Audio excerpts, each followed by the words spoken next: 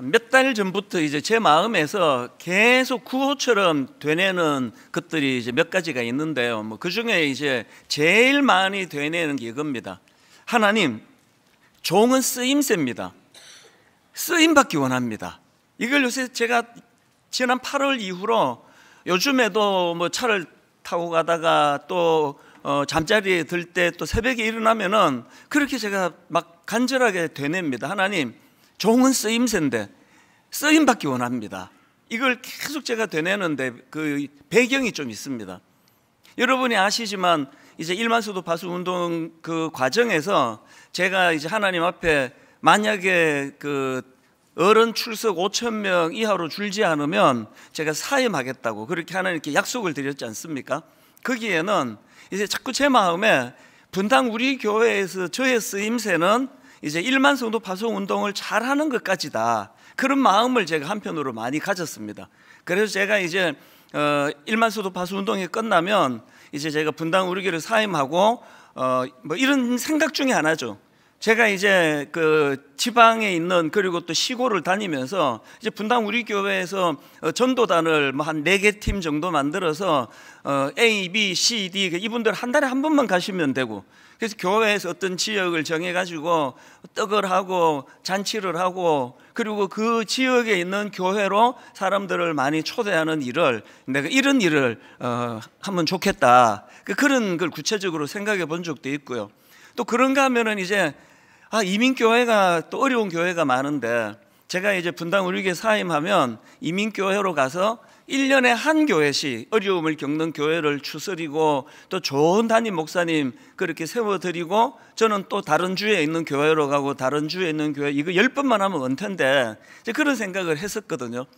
그랬는데 모두가 다 이제 1만 성도 파수 운동 안 된다, 5,000명이야, 절대 안 준다, 다 그렇게 생각했고 저도 그렇게 생각했는데 인간의 생각을 뛰어넘는 하나님의 역사가 일어난 거죠. 그래서 제가 사임을 안 하게 된 거죠.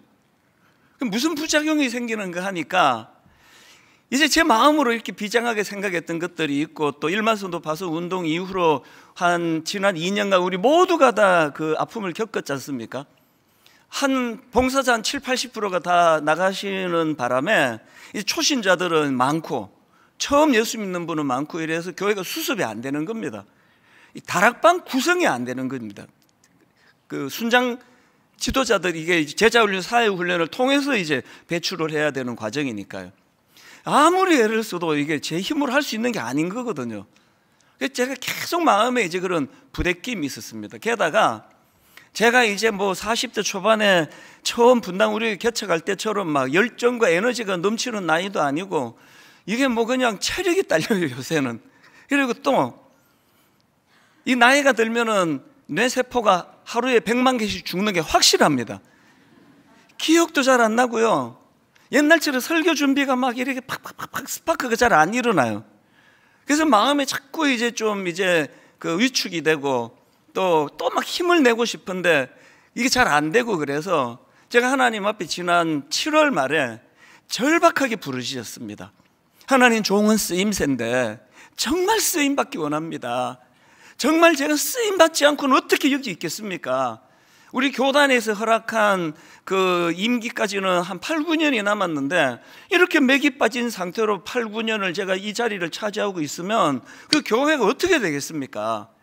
그래서 이 교회는요, 인생도 그래요. 전 자전거 이론이라고 제가 만들어 봤는데요, 달리지 않으면 자빠져 있는 겁니다. 어느 자전거가 그냥 서 있느냐고요. 이렇게 의욕도 없고 마음에 막 동력도 안 생기면서 이 자리를 한 8~9년 차지하고 있으면 분당 우리 교회를 자빠지게 하는 그런 결과를 제가 죄를 짓게 되는 것 같아서 그렇게 부르짖었거든요. 그 응답으로 하나님께서 분당 우리 교회 문제가 많아, 그건요 하나님이 꾸지람으로 주신 게 아니에요. 저희에게 격려로 주신 겁니다. 다락방 잘하고 있지만 문제가 많아, 손볼 거 많아, 또 여러 영역마다 그래갖고 안 돼. 그래서 저는 이거를 하나님 앞에 굉장한 의욕으로 받았습니다. 지난 2주 전에 그 우리 교회에 내년에 일하게 될 신입 교역자들 다 모아놓고는 이 이야기를 했습니다. 그 내가 지금 분당 우리 교회 담임 목사로서 하나님 앞에 내가 쓰임새를 구하고 있는데, 젊은 당신들이 이제 내년에 부임하면 저하고 같이 이거 구하자고. 젊은 목사나 나이가 든 목사나 할 것 없이 하나님 종은 쓰임새입니다. 쓰임받기 원합니다. 이걸 계속 지금도 제가 되뇌고 있고요. 그런가 하면은 제가 또 하나 되뇌는 게 있는데요, 훔치는 힘, 이걸 계속 되뇌입니다. 이게 배경이 이렇습니다. 제가 인터넷으로 강의를 듣다가 보니까 그 강사님이 그 책 한 권을 소개해 주는데요, 이 사이토 다카사라는 사람이 쓴 인류의 조건이라는 책인데, 이 책에 보면은 우리 같은 평범한 사람들이 이게 3류 인생이 아니라 1류 인생이 되기 위해서 꼭 해야 되는 게 있다. 그게 세 가지다. 이거를 이제 정리해 놓은 겁니다. 그 3류 인생으로 살지 않기 위해서 우리가 해야 되는 세 가지가 뭐냐 하니까, 첫째가 요약하는 힘, 둘째가 훔치는 힘, 셋째가 추진하는 힘. 뭐 요약해야 되는 거, 뭐 잡다 해갖고 안 되는 거, 그리고 또 이거 추진하는 힘, 이건 뭐 금방 알 것 같아서 제 마음이 안 당겼는데, 저에게 확 꽂힌 게 훔치는 힘이었습니다. 이 훔치는 힘, 이건 그 지식의 도둑이 되라, 뭐 이런 뜻이에요. 그러면서 그 강사님이 굉장히 저에게 도전을 줬는데 이런 말을 하는 겁니다. 그 훔치는 힘이 뭐냐? 누가 남의 지갑을 탐내겠느냐는 거예요. 자기 지갑이 비어있는 사람 아니냐? 누가 남의 지갑을 훔치기를 원하겠느냐? 지식도 마찬가지다. 자기는 이미 똑똑하고 자기는 이미 잘나고 그런 사람은 이 훔치는 힘이 뭔지를 모른다는 거예요. 그러면서 제가 예를 드는데요, 그 어떤 이제 그 모임에서 누가 그게 뭐 유럽이었던가 어디였던가를 이제 다녀오고 막 이제 그 지역에 자기가 경험한 걸 막 이제 설명을 하는데, 그 어떤 사람 하나가 훅 끼어들더니 유럽 나도 가봤다, 내가 갔더니 이렇더라 저렇더라 그래갖고 쓸데없는 이야기를 막 풀어나가가지고 지금 이분의 이 지식을 자기가 좀 얻고 싶은데, 그래서 그 막아버리더래요. 그 기억을 자기가 이야기하는 겁니다.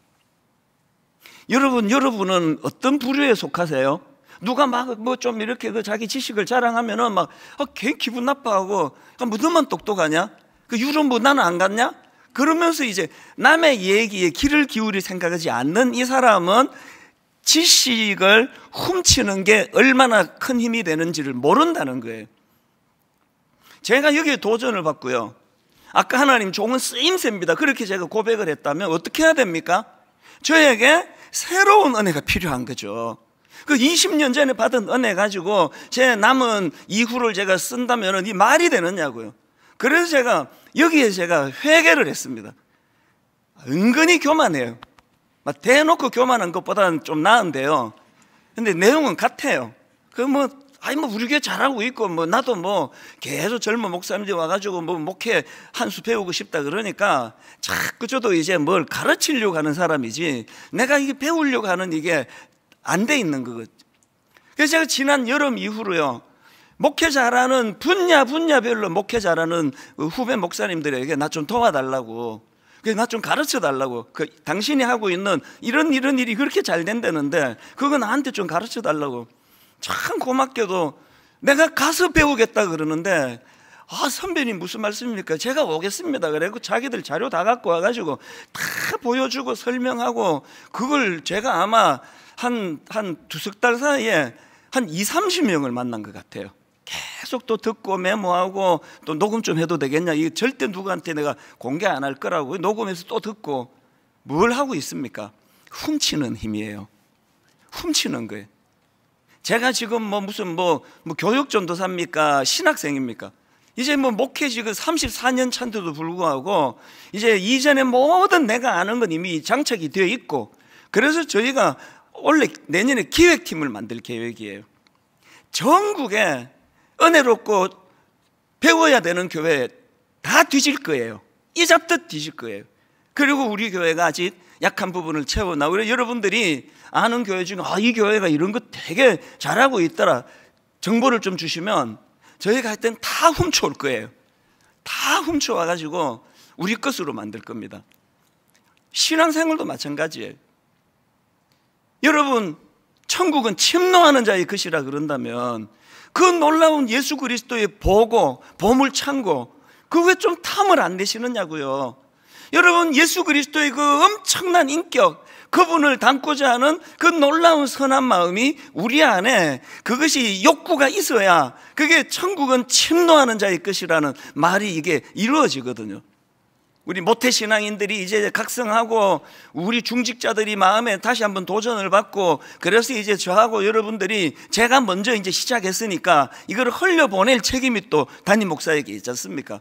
우리 한번 같이 마음으로 도전하자고요. 하나님, 종은 쓰임새입니다. 쓰임받기 원합니다. 꼭 교회에서만이 아니에요. 가정에서, 회사에서, 어디에서, 동창회 모임에서, 어느 모임에서든 하나님, 제가 쓰임받기 원합니다. 그리고 쓰임받기 위하여 하나님, 훔치는 힘, 천국은 침노하는 자의 것이라고 하는 이 부분을 내가 방심했습니다. 오래 예수 믿은 사람, 저같이 신학한 사람은요, 이게 참 이게 골다공증 같은 게 걸리기가 쉬워요. 이 겉으로 다 한다는 거죠. 설교 본문 딱 읽으면 여러분 벌써 첫째 대지를 이렇게 가겠군, 그렇게 생각하는 분 계시잖아요. 둘째는 저것이 결론 이렇게 맺을 거야. 그거 다 맞는 얘기지만 처음 예수 믿는 것처럼 훔치는 힘에, 이찬수 목사가 한 주 내내 뭘 저렇게 준비했는지 모르지만 저 사람이 수고해서 애쓴 거를 내가 오늘 내 것으로 만들 거야. 이게 우리에게 필요하다는 겁니다. 여러분, 제가 왜 이 두 구호를 계속 이렇게 되뇌고 있겠습니까? 왜 이 구호를 외쳐야 하는지를 오늘 본문 고린도전서 15장 10절이 말하고 있습니다. 자, 보십시오. 그러나 내가 나 된 것은 하나님의 은혜로 된 것이니 내게 주신 그의 은혜가 헛되지 아니하여 내가 모든 사도보다 더 많이 수고하였으나. 오늘 이 말씀은 지난주 설교 말씀의 연장입니다. 그래서 이 두 편을 세트로 들으셔야 돼요. 지난주 말씀 기억하십니까?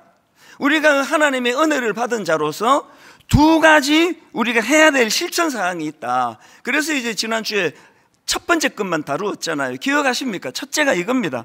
뭘 실천해야 되느냐? 내 마음에 하나님께서 주신 은혜에 대한 감사와 감격이 끊이지 않게 흐르게 해야 된다는 거예요.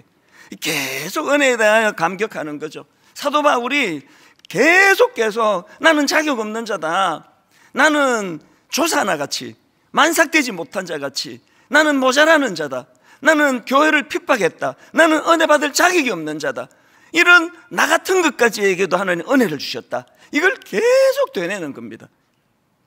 지난주 제가 드렸던 말씀, 가정 이야기 다시 말씀드려 볼게요. 건강한 가정은요, 상대방에 대한, 배우자에 대한 감사로 시작해서 상대방에 대한 긍휼로 발전해 가는 게 가정이에요.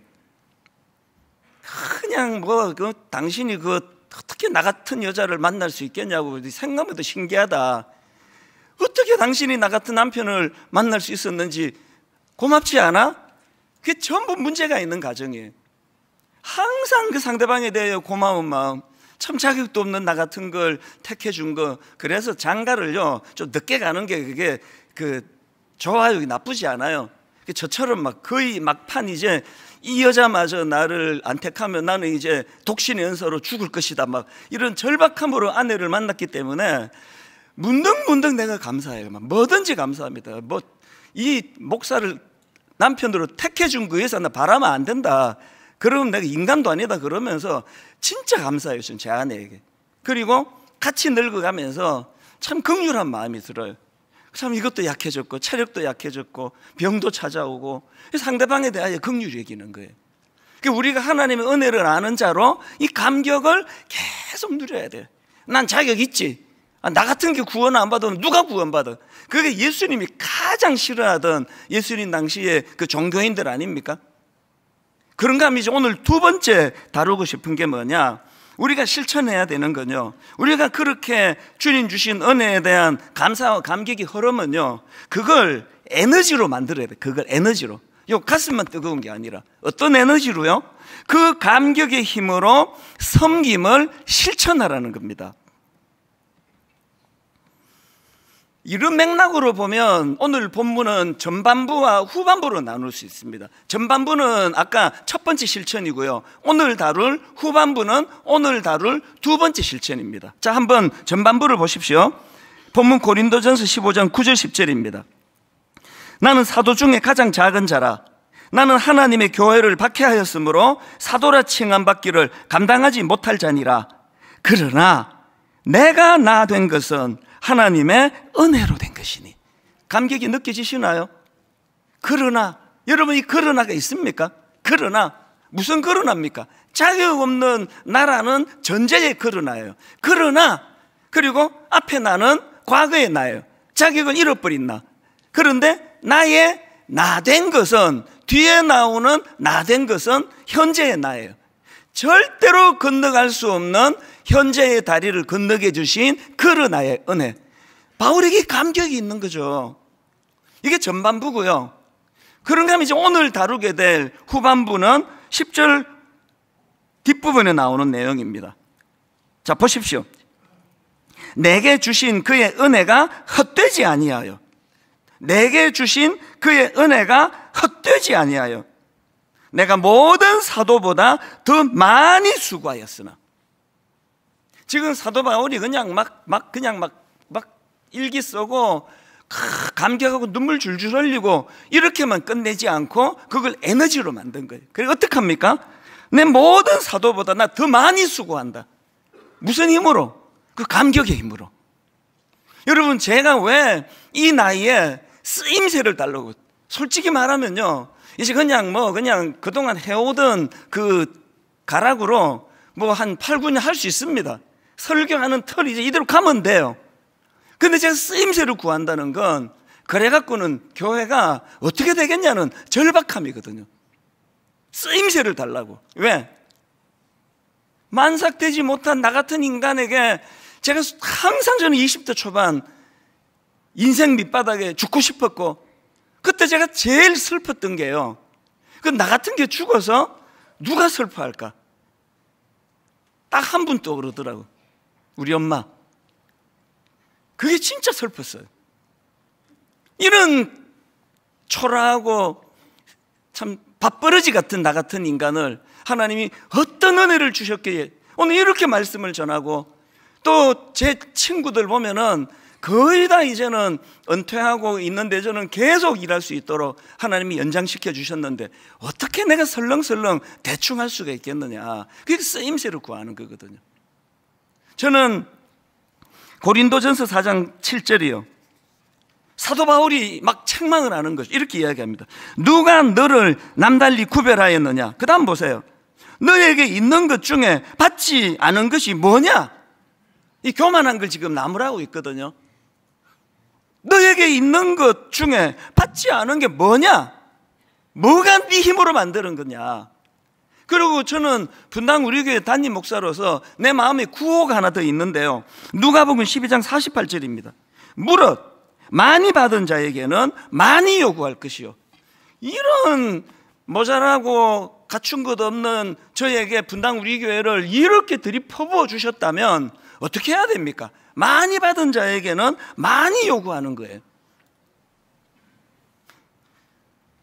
제가 간혹 인용해 드리는 오프라 윈프리, 이번에 제가 다시 이 말씀을 묵상하다가 오프라 윈프리가 생각이 나서 막 집에 그 책이 있는데 막 못 찾는 거예요.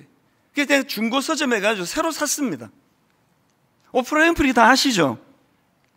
지금이야 이분이 세계적인 인물이 됐지 않았습니까?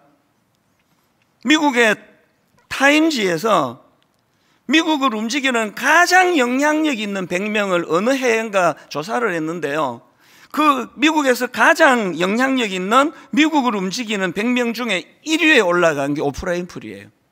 그런데 이 오프라 윈프리의 10대가 얼마나 비참했는가 여러분 다 아시죠? 빈민가에서 미혼모의 사생아로 태어났습니다. 그리고는 그 끔찍한 입에 담기도 민망해요. 어린 10대 때 성폭행을 당해요. 그리고 그 임신이 됐어요. 그 조산아를 출생했습니다. 불행은 계속됩니다. 그 조산아로 태어난 아기가 태어난 지 2주 만에 죽습니다. 이 어린애가 감당하기에 이 세상은 너무 버거운 거예요. 그래서 오프라 윈프리는요, 마약 중독자, 그 암울한 10대를 그렇게 보냈습니다. 여러분, 이 마약 중독자, 그 빈민굴에서 사생아로 태어난 미혼모 출신 이 아이에게 희망이 있습니까? 그런데 누가 이 오프라 윈프리를 완전히 뒤집어 놓았냐니까, 가장 위대한 건 항상 믿음이 가져다 줄 생각이에요. 그래서 제가 화면으로 좀 띄워드릴 텐데요, 오프라 윈프리가 가진 4가지 사명이 있습니다. 이거 전에도 해드린 거예요. 자, 한번 첫 번째로 보세요. 그가 이런 고백을 했습니다. 남보다 더 가졌다는 것은 축복이 아니라 사명이다. 제가 일부러 관로를 제가 강조해서 넣었습니다. 남보다 더 가졌다는 것은 축복이 아니라 사명이다.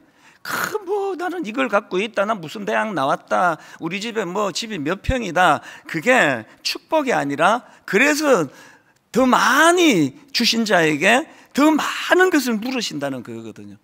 두 번째가 또 이렇습니다. 남보다 아파하는 것이 있다면 그것은 고통이 아니라 사명이다. 오프라 윈프리라는 정말 끔찍한 밑바닥 10대를 보낸 이 사람이 용수철처럼 뛰어오를 수 있었던 바로 이런 생각이에요. 남보다 아파하는 것이 있다면 그건 고통이 아니라 사명이다. 어제 저녁에도요, 너무너무 지금 정말 아픔을 겪고 계시는 그 성도님이 계세요. 그래서 제가 설교에 지장이 있더라도 만나자, 저녁에 7시에 만났습니다. 8시 넘어까지 그분 이야기를 들어주고 집에 가는데 마음이 진정이 안 되는 게, 진정이. 너무너무 힘든 그 터널을 지나고 계시는데 마음이 진정이 안 되더라고요. 그리고 제가 이 말씀을 새벽에 다시 정리하면서, 아마 그 성도님 오늘 여기 계실 텐데요, 그 너무너무 힘든 터널 지나가도록 우리 같이 기도해 드리자고요. 여러분, 누군지 몰라도 돼. 하나님 아세요. 무슨 내용인지 말씀 안 드리고 싶습니다. 그런데 혼자 힘으로는 나오기가 어려운 끔찍한 터널에 계세요. 우리 기도해 드리자고요. 하나님, 분당 우리 교회 그 성도님 하나님께서 긍휼히 여겨 주시라고. 그래서 그분이 그 고난의 터널을 반드시 나오셔야 돼요. 왜? 그래야 그게 사명이 되기 때문이에요. 남보다 아파하는 것이 있다면 그것은 고통이 아니라 사명이다. 이게 부잣집 막내 딸이 이렇게 썼으면 이건 문학이에요. 그러나 오프라 윈프리는 사생아, 미혼모, 그 2달 만에 아기가 죽고 마약 중독에, 그 다음에 세 번째도 이게 자기 이야기입니다. 오프라 윈프리가 세 번째 사명이 이거예요. 남보다 설레이는 꿈이 있다면 그것은 망상이 아니라 사명이다. 왜 망상이라고 그 이름을 넣었을까요? 지금 여러분, 자기 처지가 빈민간 미혼모 사생아로 태어나가지고 그 마약 중독에 걸려 있는데, 내가 장차 미국에서 가장 영향력 있는 백인 중에 나 1위가 될 거야, 이런 소리 하고 나면은 정신병원에 보낼 거예요. 말을 못 하는 거죠. 꿈을 꾸는 거죠. 뭐라고 이야기합니까? 남보다 설레이는 꿈이 있다면 그것은 망상이 아니라 사명이다. 마지막 4번째가 이겁니다. 남보다 부담되는 어떤 것이 있다면 그것은 사명이다. 이 내용을요, 저는 어느 일간지 기자가 기사처럼 쓴, 그래서 제가 이거를 봤거든요. 이게 그 기독교 신문이 아니고요, 그냥 종합 일간지예요. 그 내용을 한번 기자가 쓴 글을 직접 읽어 드릴게요. 오프라 윈프리의 이 이야기를 쭉 적어 놓고는 이런 마무리를 합니다. 무엇이 그로 하여금 그렇게 할 수 있도록 했을까? 그것은 하나님을 믿는 그의 신앙 때문이었다. 기독교 잡지가 아니니까요, 그냥 일반 신문이에요. 무엇이 그를 그렇게 할 수 있도록 했을까? 그것은 하나님을 믿는 신앙 때문이었다. 그가 섬기며 그녀가 속하여 있는 하나님 때문이었다. 그녀는 자신의 인생 모델이 구약 성경의 모세라고 말했다. 그녀는 과거가 미래를 결정짓는 결정적인 요소가 될 수 없다. 과거가 미래를 결정짓는 결정적인 요소가 될 수 없다면서 가난함도 부유함도 꿈도 근심도 자신에게 부닥치는 모든 것을 사명으로 받아들이고 이 사명감이 오늘의 자기를 만들었다고 고백하는 것이다. 오프라 윈프리를 얘기하는 거예요. 세상 사람도요, 이 오프라 윈프리가 가지고 있던 그의 믿음이, 하나님이 그에게 주신 꿈이, 그 기자가 쓴 이 글의 제목이 아픔과 불행이 소명을 준다예요. 오늘 여기 아픈 분 많이 계시잖아요. 목사가 제 명예 못 살아요. 어제 저녁 같은 이야기를 듣고 나면요, 이 말로는 표현이 안 되는 아픔이 있거든요. 왜? 인간 목사로서 해줄 게 없으니까요. 해줄 게 아무것도 없는 거예요. 가슴이 먹먹한 이런 시간을, 이게 내 일이니까요. 오늘 여기 아픔이, 불행이 소명을 준다고 한다면 지금 아픈 분이 한두 분이 있냐고요. 왜 그 이겨내야 되시느냐고요. 여러분, 그렇게 끝내도록 지원받은 존재가 아닙니다. 그 아픔을 통하여, 여러분이 그 눈물을 통하여 반드시 그것을 극복해낸 자만이 할 수 있는 위로자로서의 사명이 여러분에게 있는 줄로 믿으시기를 바랍니다. 그래서 저는 목회자로서 또 하나님의 백성으로서 저는 고린도후서 5장 15절을 마음에 담습니다. 그가 모든 사람을 대신하여 죽으심은, 그 다음 보세요, 살아있는 자들로 하여금 다시는 그들 자신을 위하여 살지 않고요. 왜 제가 쓰임새를 구하느냐고요? 왜 설렁설렁 목회하면 그렇게 마음의 두려움이 찾아온다고요? 십자가가 우리에게 주신 준엄한 사명이 이거예요. 살아있는 자들로 하여금, 저와 여러분을 두고 하는 얘기예요. 살아있는 자들로 하여금 다시는 그들 자신을 위하여 살지 않고. 제가 요즘은 택시 운전을 잘 하지 못해요. 자꾸 이제 월요일마다 이제 자꾸 두통이 오고 막 근육이 뭉치고 그래서 이제 막 그 진통제 먹고 이러면서도 이제 한계가 막 눈이 또 너무 아프고 그래서 운전을 잘 못하는데 요즘 가끔씩 운전하고 싶어져요. 이제 지금이야 뭐 이제 택시 운전하는 게 저도 이제 잘 이제 몸에 익숙해서 이제 뭐 긴장이 하나도 없는데요. 제가 택시를 운전하면서 이걸 제가 왜 돈 벌려고 하는 건 아니지 않습니까? 받는 메시지가 이런 거예요. 제가 처음에 이제 택시를 운전하려고 그러면요, 막 가슴이 두근두근거리고요, 막 얼마나 두려웠는지 몰라요. 왜? 이 처음 하는 거니까 자꾸 실수를 하니까. 막 맨날 손님한테 꾸지람 많이 들었습니다. 저 이번에 알았습니다. 이 현대인들이요, 100원, 200원에 인생이 진짜 거기에 막 엄청 민감하다는 거 알았죠? 운전하다가 이게 한순간 딱 놓치면 이렇게 직진해야 되는데 이렇게 이제 좌회전해 버리잖아요. 맞아 죽어요, 그날. 아저씨는 무슨 택시 기사라는 분이 무슨 길을 이렇게 가느냐 그러면 그거 해가지고 한 200-300원 더 차이가 날 것 같은데요. 막. 그게 자꾸 이제 이런 일을 겪으니까 막, 손님 타면은 막 가슴이 두근두근거리고요.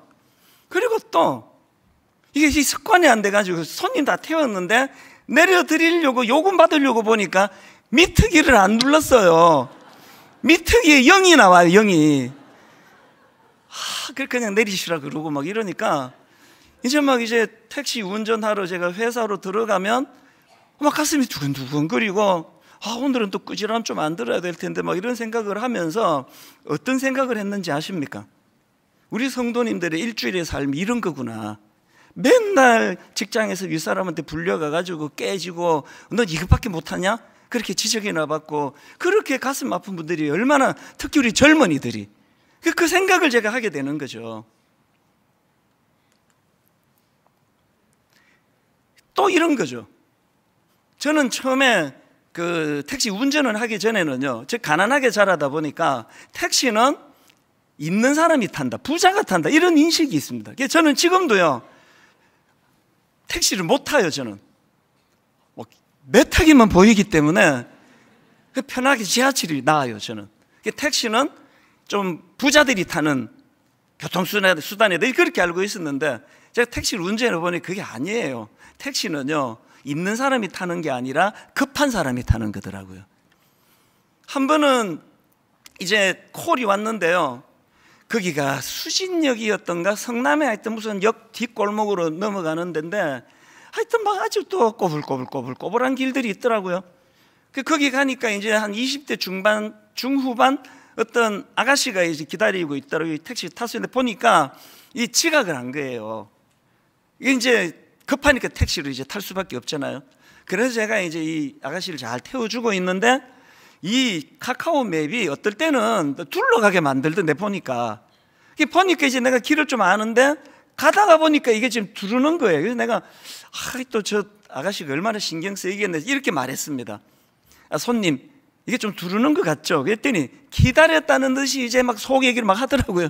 안 그래도 왜 이렇게 하는지 자기 모르겠다 그러고 막 그래 제가 이렇게 말했습니다. 걱정하지 마시고요.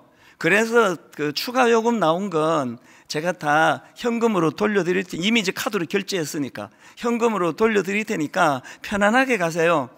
그러고는 이제 내려주는데요, 보니까 이게 무슨 가내공업도 아니고 하여튼 뭐 그냥 그래요. 뭐 하나 상가에 뭐 조그마한 데로 들어가는데요, 내리기 전에 제가 이제 약속한 대로 3,000원을 제가 이제 더 드릴게요, 돌려드릴게요. 현금으로 3,000원을 줬어요. 그렇게 하고 내려서 들어가는 거를 보고는 내가 내 머리를 쳤어요. 얼마나 내가 이게 미련하고 정말 어떻게 그날 내가 지금 이거 돈 벌려고 하는 것도 아닌데 이렇게 말했으면 얼마나 좋겠습니까? 참 내가 보니까 내 조카같이 그렇게 예쁜데 오늘 하루 제가 오늘 선물로 택시비 내드릴게요. 하루 기분 좋게 보내세요. 이렇게 하지 않은 게 너무 후회가 되는 거예요. 과장 없이 하루 종일 그 생각이 나는 거예요. 어떻게 그렇게 생각이 없느냐. 진짜. 그리고는 제가 무슨 다짐을 하겠습니까? 하나님, 목회는 이렇게 바보같이 하지 않기 원합니다. 이만큼 성도들에게 줄 수 있는데 이 생각을 요것밖에 조금밖에 주지 않는, 그래서 나중에 은퇴하고 후회하는 그런 목사가 되지 않기를 원합니다. 제가 지금 무슨 말씀을 드리는 겁니까? 제가 목회자이기 때문에 제 삶의 모든 것들은 다 섬김으로 연결이 되는 거예요. 이게 저만 그래야 됩니까? 모두가 자격 없는 자에게 주신 십자가 은혜로 구원받았다면 여러분의 모든 삶의 중심은 다 이렇게 가야 되는 거예요. 내가 누구에게 위로자가 되어줄까? 내가 오늘은 누구 등을 두드려주는 하루를 내가 살 수 있을까? 저는 새벽에 일어나면은 엄청나게 거창한 기도 안 해요. 하나님, 오늘도 저 때문에 상처받는 성도가 없게 해주세요. 그 헛소리가 새어나가지고 괜히 그 상대방 마음 아프게 하는 이런 일을 하지 않기를 원합니다. 왜 그래야 됩니까? 목사니까요. 오늘 저는 이 본문 말씀을 가지고 다시는 살아있는 자들로 하여금 다시는 그들 자신을 위하여 살지 않고, 이것이 우리 삶의 구호가 되기를 원하면서 개인적으로는 여러분 삶 가운데 그렇게 베풀고 섬기는 은혜의 감격의 에너지가 나오기를 바라고요. 이제 우리 교회가 이제 이후로 해야 되는, 이건 제가 은퇴할 때까지 남은 숙제라고 생각합니다. 그거를 한 3가지 제가 기도 제목으로 드릴 텐데요. 첫째로는 이제 드림센터 사회화는 이제 시동을 걸었습니다. 사실은 우리가 딱 10년 쓰고 드림센터를 이제 3가지 그때 말씀드렸던 것 같거든요. 우리 청년들, 꿈을 이룬 젊은이들에게 유익한 공간이 되도록, 그리고 우리 장애인들을 위하여, 또 그리고 강도 만난 이웃과 같이 참 가슴 아픈 일을 당한, 거기 상담도 일어나고 치유도 일어나고. 그래서 제가 이제 지난 10년 동안에요, 전문가들 진짜 한 200~300명을 만난 것 같아요. 대그룹의 부회장님부터 시작해가지고 수많은 사람을 만나고 내린 결론이 뭔가 하면, 저 드림센터 1층부터 12층까지를 이런 꿈으로 채워줄 기관이나 단체는 대한민국에 없음이에요. 저 큰 공간을 이런 꿈으로 다 채울 수 있는 기관이 없습니다. 그래서 마음이 초조했죠. 내가 약속을 드렸는데 10년. 그래서 이러다가 졸속한 결정이 날 것 같아서 우리 장로님들하고 그 작전을 바꿨습니다. 이제 여러분 1층부터 17층을 짜잔 이렇게 오픈하는 일은 불가능하기 때문에 이제 오늘부터 한 층이라도 채워가자고요. 한 층이라도 그곳에서 우리 다음 세대 젊은이들을 위한, 혹은 장애인들을 위한, 혹은 또 강도 만난 이유처럼 억장의 눈물을 흘리는 분들을 위한 상담과 치유와 회복을 위한 이런 것들. 그래서 여러분 하실 일이 있는데요, 이제 이 건물 전체를 한꺼번에 내어줄 재단은 없는 걸로 제가 판정이 났기 때문에 이제 우리가 여러분들이 저희가 이제 섬기고자 하는, 꿈꾸고자 하는 이런 일들을 이미 하고 있는 단체, 이미 하고 있는 기관을 추천해 주시기 바랍니다. 그러면 아무 조건 없이 그 공간을 내어드릴 거예요. 그리고 제가 꿈꾸는 거 여러분이 다 동의하신 거는요, 이제 어느 단계가 되면 저 건물 자체를 등기 이전해 줄 거예요. 우리 거 아니에요. 그리고는 우리는 몇 개 층을 임대해서 저 드림센터를 쓸 거예요. 세들을 우리가 월세 주면서 이제 쓸 계획이거든요. 근데 이 시간이 좀 걸릴 것 같아요. 꼭 기도해 주세요. 왜 목사님은 그 별나게 그러시느냐고요. 그게 교회입니다. 그게 우리 운명이에요. 많이 받았니? 많은 걸 요구하겠다. 그게 우리 교회의 운명입니다. 두 번째, 가평 우리 마을 지금 1단계 기대 이상이에요. 너무 감사해요. 맨 마지막에 이랜드에서 전문가들이 다 도와줘가지고 끝 마무리가, 요즘에는 막 저는 진짜 기도해요. 하나님, 저도 또 우리 이랜드에다가 좀 빚 갚기를 원합니다. 왜냐하면요, 저렇게 수많은 것들을 다 도와주고 뭘 요구하는 게 하나도 없습니다. 이거 해내라, 저거 해내라, 아무것도 없어요. 이제 가평 우리 마을은 우리 즐기자고 만든 게 아니고요, 당연히 그것도 포함되지만 이제 2단계에서 너무너무 우리가 도와야 되는 지친 이들을 초대하고 그들에게 우리가 강의를 하고 잘 대접해드리고 이런 일들이 이제 빨리 시작이 될 수 있도록 기도해 주시고요.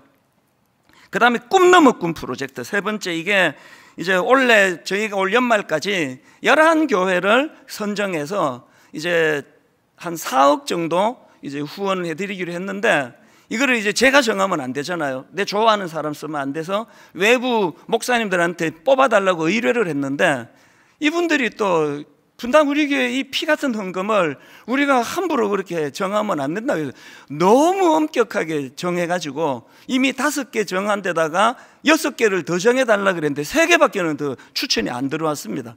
그래서 올 연말까지는 8개로 인위적으로 숫자 맞출 생각이 없고요, 내년부터는 이제 지방으로 내려갑니다. 어느 지방부터 하게 될지 전 몰라요. 팀을 만들어가지고. 그래서 우리가 조금만 후원해 드리면 교회가 일어날 수 있는 교회들을 격려하고 후원해 드리는 이 일을 이제 내년부터 본격적으로 하게 될 겁니다. 이 3가지를 놓고 기도해 주시기를 바랍니다. 결론을 오늘 저는 이렇게 맺기 원합니다.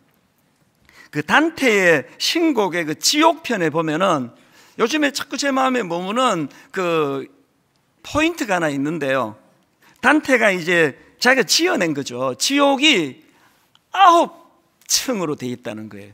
그리고 이게 이렇게 그 역삼각형처럼 아래가 점점 좁아지는 그런 이제 9가지 층으로 돼 있는데, 이게 이제 내려갈수록 악한 것들이 들어가는 지옥이에요.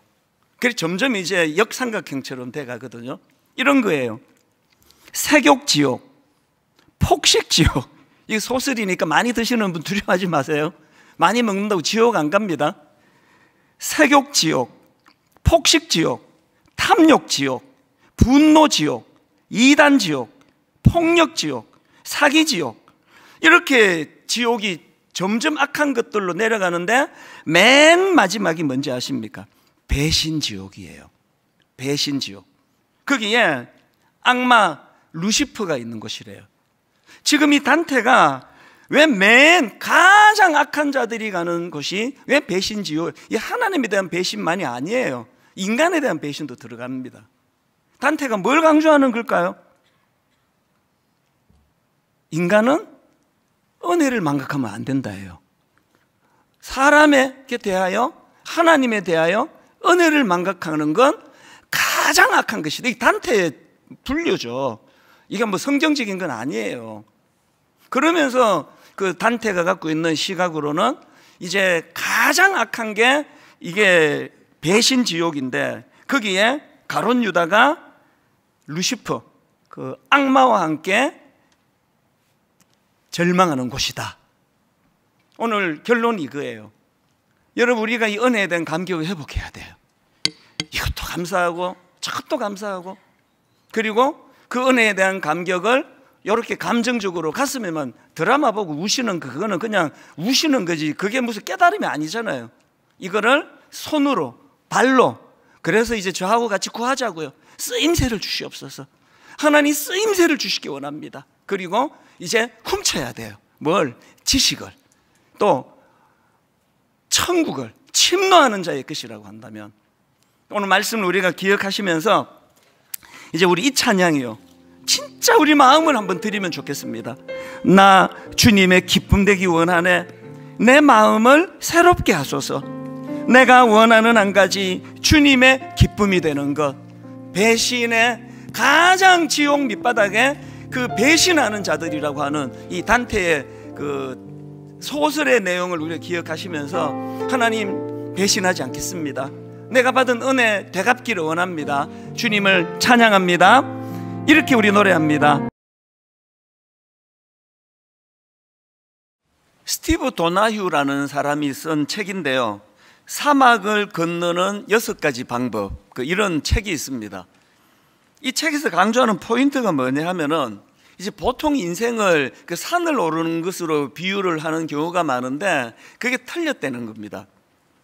왜냐하니까 그 산은 변화가 없습니다. 그래서 딱 고정이 돼 있기 때문에 인생은 그렇게 고정된 게 아니라는 거죠. 인생이야말로 어마어마하게 변화무쌍하기 때문에 그 산을 오르는 것을 인생에 비유하는 것은 그건 옳지 않다. 그러면서 이분이 강조하는 것은 인생은 산을 건너는 것이라기보다는 사막을 건너는 것이다. 왜 그러냐 하니까 사막이야말로 어마어마하게 변화무쌍한 곳이라는 겁니다. 그러면서 이 저자가 그 사하라 사막을 가로질렀던 그 경험을 이야기하는데요, 이 사막이라는 게 이게 바람 한번 휙 불어버리면요, 금방 그 포장도로가 있었는데 그게 모래에 덮쳐서 없어져 버린대요. 또 바람 한번 휙 불어버리면 없던 도로가 또 막 드러난대요. 그렇기 때문에 사막을 횡단하는 게 인생이라면, 사막을 횡단하는 나그네 인생은 지도가 필요 없고 나침판이 필요하다는 겁니다. 참 이게 제게 굉장히 많은 그 생각을 하게 만들었는데요, 뭐 인간이라는 게, 인생이라는 게 뭐 예측하는 대로 되던가요? 살아가는 과정에서 뭐 이혼, 실업, 사랑하는 사람과의 사별, 이직, 새로운 사업의 시작, 회사의 합병, 구조조정, 병든 부모에 대한 수발, 중년의 위기, 이 모든 게 인생의 복병이에요. 누가 이혼을 계획하고 결혼하는 사람이 어디 있겠습니까? 누가 구조조정 당할 걸 예측하고 그렇게 취직하는 사람이 어디 있겠냐고요. 그래서 산이 인생길이다, 옳지 않다는 게, 산은요 변화가 없습니다. 그냥 예측한 그대로예요.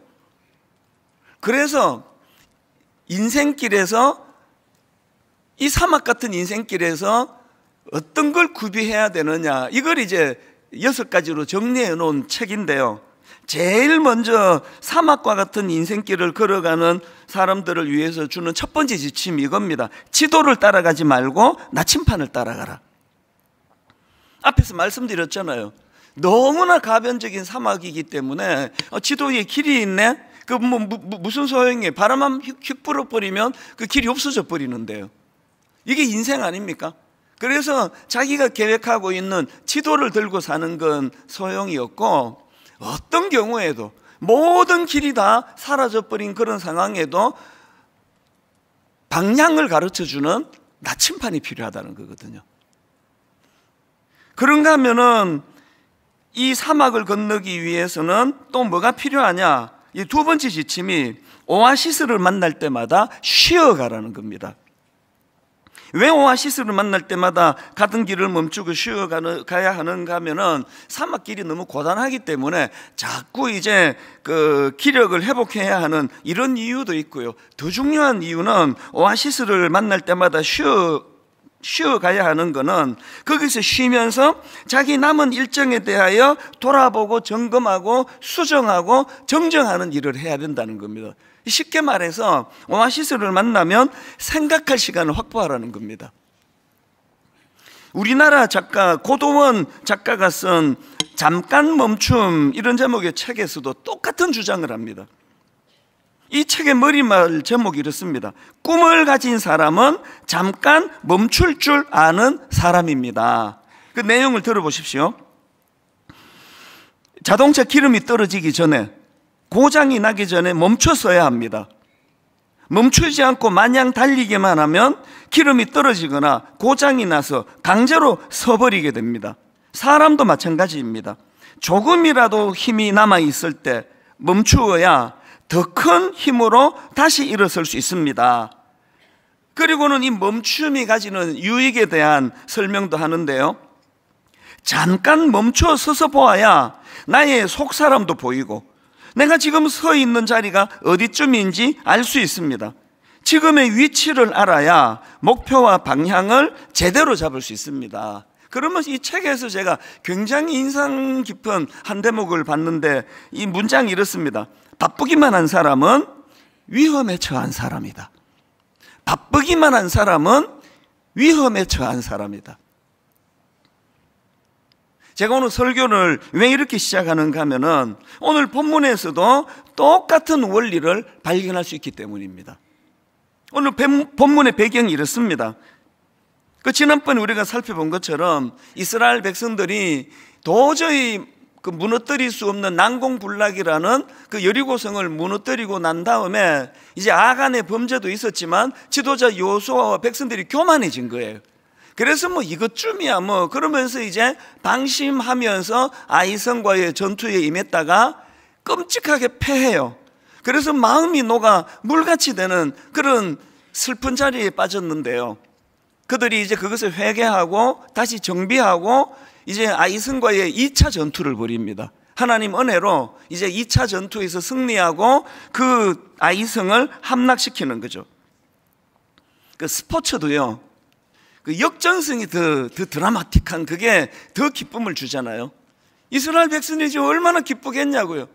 1차 전투에 비참하게 패하고 마음이 녹아 물같이 돼버렸는데 이제 그 성을 우리가 함락했다. 너무너무 기쁜 겁니다. 여러 번 강조하지만 스포츠나 전쟁이나 이거는 사기의 문제예요. 지금 이렇게 이제 사기가 다시 충천돼 있을 때 그때 어떡합니까? 또 전쟁은 또 이거 속전속결 아닙니까?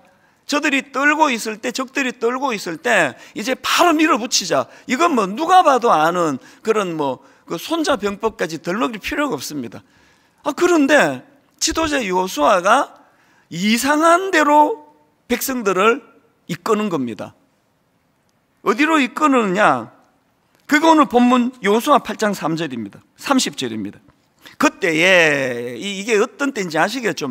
너무 기쁘고 승리에 흥분이 일어나고 이제 사기가 충천해 있던 그때에 여호수아가 이스라엘의 하나님 여호와를 위하여 에발산에 한 제단을 쌓았으니, 여기 나오는 에발산은요, 지도를 보면 북쪽으로 한 30km나 되는, 이거 걸어간다 생각해 보십시오. 먼 거리예요. 그 먼 거리로 온 겁니다. 그리고 이게 더 이해가 안 되는 게요, 지금 이 에발산은 적군이 주둔해 있는 싸움터가 아니에요. 지금 싸움터를 벗어난 겁니다. 지금 사기가 충천해 있을 때 바로 지금 싸움터로 가서 그것도 승리하고 정복하고 그래야 되는데, 이게 뜬금없이 그 먼 30km나 떨어진 에발산에 여호수아가 그도 이끌러 간 겁니다. 의아한 거죠. 여기 왜 데리고 왔지 지금? 무슨 목적이야? 여호수아가 지금 왜 그들을 에발산으로 그렇게 인도했는가 하면은요, 그곳에서 여호수아가 한 것이 크게 두 가지인데요. 첫 번째로 여호와를 위한 제단 쌓기를 했습니다. 자, 30절을 다시 보십시오. 그때의 여호수아가 이스라엘의 하나님 여호와를 위하여 에발산에 한 제단을 쌓았으니, 이 의미에 대하여 성경학자 아드 핑크가 이런 부연 설명을 했습니다. 제단은 거룩하신 하나님과 타락한 피조물이 죄와 구원에 대해 관계를 맺는 곳이었습니다. 멀어진 자들이 화목하고 죄를 범한 자들이 용서함 받고 깨끗함을 받은 자들이 여호와와 교제를 갖는 자리입니다. 지금 전쟁 치르다가 여호수아가 왜 이 산으로 왔는지 좀 짐작이 가시죠? 성경학자인 아드 핑크의 분석이 옳은 게요, 바로 31절에서 그들이 한 걸 보세요. 무리가 여호와께 번제물과 화목제물을 그 위에 드렸으며, 그들이 드린 번제는요, 죄를 속죄하기 위한 것이고요, 또 화목제는 하나님과의 평화의 관계를 유지하도록 드리는 제사입니다. 그리고 이미 화목된 관계 속에서 감사로 드리는 게 화목제예요. 여호수아가 왜 에발산으로 백성을 인도해 왔는지 짐작이 가지 않습니까? 아간의 범죄로, 그리고 또 여호수아와 백성들의 교만으로 그들이 하나님께서 허락하신 아이성과의 전투에서 패하는, 그래서 마음이 녹아 물같이 되는 일이 벌어졌죠. 그런데 그 패배로 그렇게 끝장내지 않으시고, 하나님께서는 그들을 다시 품어주시고 그들에게 다시 기회를 주시고 그들에게 다시 승리의 기쁨을 주셨기 때문에 여호수아는 이제 다시 기회 주신 하나님께 번제와 화목제를 통해서 회개와 감사의 시간을 가졌다는 거죠. 신학 용어로 이런 행위를 언약갱신이라 그래요. 언약갱신은 뭐냐 하면은, 이 언약 백성으로서 하나님의 말씀에 순종하겠다는 결의를 다시 한번 이제 다짐하는 행위, 이게 언약갱신입니다. 아이성에서 패배했잖아요. 거기서 범죄했잖아요. 하나님보다도 눈에 보이는 걸 더 의지하는 어리석음을 범했잖아요. 그래서 다시 언약을 갱신하는 겁니다. 하나님, 우리가 참 철이 없었습니다. 정신 차리겠습니다. 잘하겠습니다. 이런 일들을 위하여 그 전쟁을 중단하고 에발산으로 지금 백성들을 이끌고 온 게 이게 여호수아예요. 저는 이런 여호수아를 보면서 앞에서 언급해드린 잠깐 멈춤이라는 책에 나오는 한 대목이 떠올랐는데요, 한번 들어보세요. 일생 중에 적어도 하루는 가슴이 뜨겁게 뛰어야 합니다. 특히 청년기에는 반드시 그런 날이 있어야 합니다. 불타는 열정이 가슴에 지펴지면 인생이 달라집니다. 그러나 그 열정과 함께 방향이 필요합니다. 열정은 있는데 방향이 없거나 방향은 있는데 열정이 없으면 제대로 빛을 발하지 못합니다. 이 여호수아가 보여주는 게 딱 이 대목이에요. 아이성 전투에서 승리한 그 여세를 몰아가지고 다음 전쟁터로 가서 또 승리하고 또 승리하고 하는 이것을 지금 내려놓고 여호수아는 멈춘 거예요. 왜 멈추었다고요? 열정을 갖는 것도 중요하지만 방향이 중요하다는 거죠. 이 방향이 옳은 건가? 이렇게 승리하는 게 이게 하나님 앞에 합당한 건가? 방향을 점검하는 거예요. 이런 점에서 저는 아까 말씀드렸던 바쁘기만 한 사람은 위험에 처한 사람이다.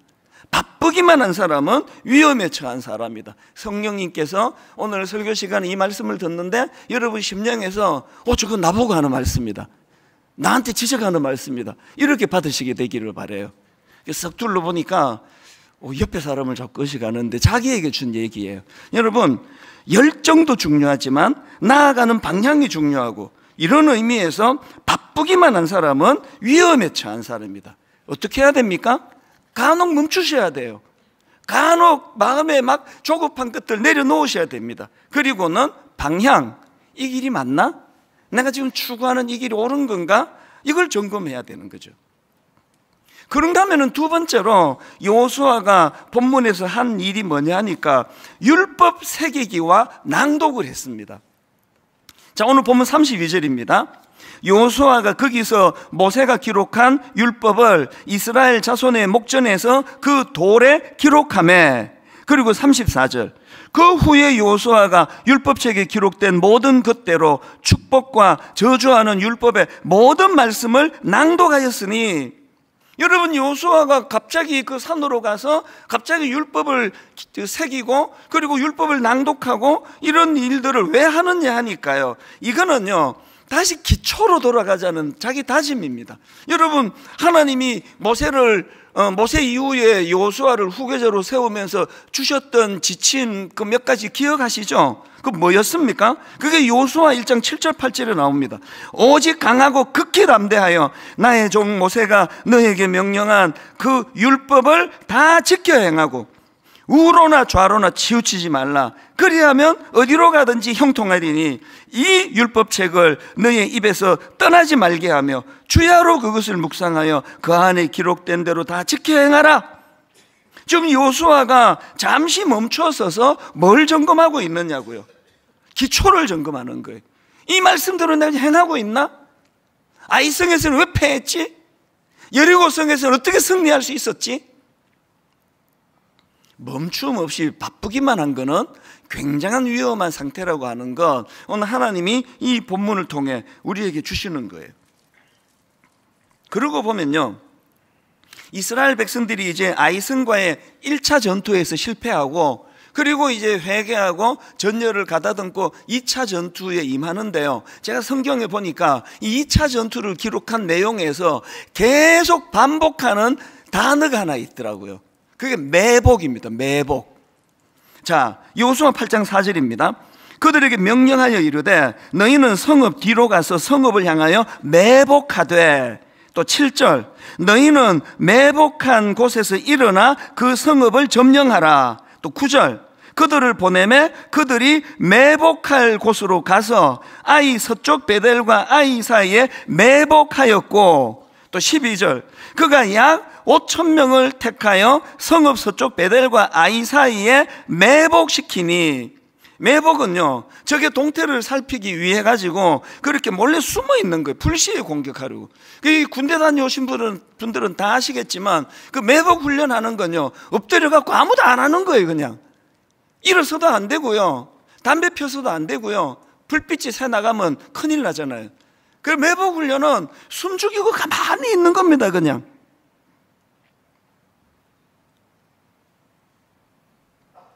언제 이 매복이 풀렸냐 보니까 여호수아 8장 18절을 보십시오. 여호수아가 그의 손에 잡은 단창을 들어 그 성읍을 가리키니 명령을 내립니다. 그의 손을 드는 순간에 복병이 그들의 자리에서 급히 일어나 성읍으로 달려 들어가서 점령하고 곧 성읍에 불을 놓았더라. 그 아이성 1차 전투에서 왜 실패했냐고요? 매복이 없었잖아요. 하나님 말씀의 명령에 따르는 게 없었잖아요. 자기 하고 싶은 대로 했잖아요.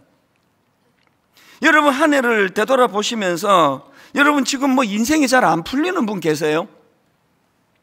그 의도한 대로 이게 뭐 진도가 잘 나가지 않아 가지고 그 답답한 분 계세요? 인생은 산을 오르는 게 아니라 그랬습니다. 예측이 다 되는 거 아닙니다.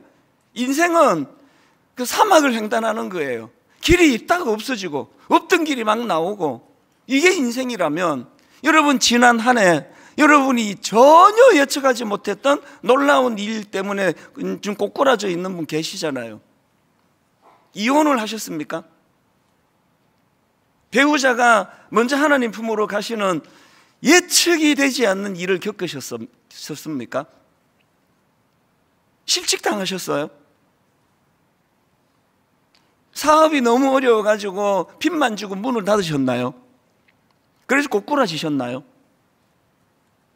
여러분, 이미 엎질러 버린 이런 상황 속에 꼬꾸라져 계시면요, 영적으로 그것을 하나님의 매복 훈련으로 승화시킬 수 있습니다. 너무 빨리 일어서려고 하지 마시고 너무 빨리 수습하려고 그러지 마시고요, 이미 자빠진 걸 어떡하냐고요. 거기서 생각하는 거죠. 왜 이렇게 됐지? 어디에서 문제가 틀어졌지?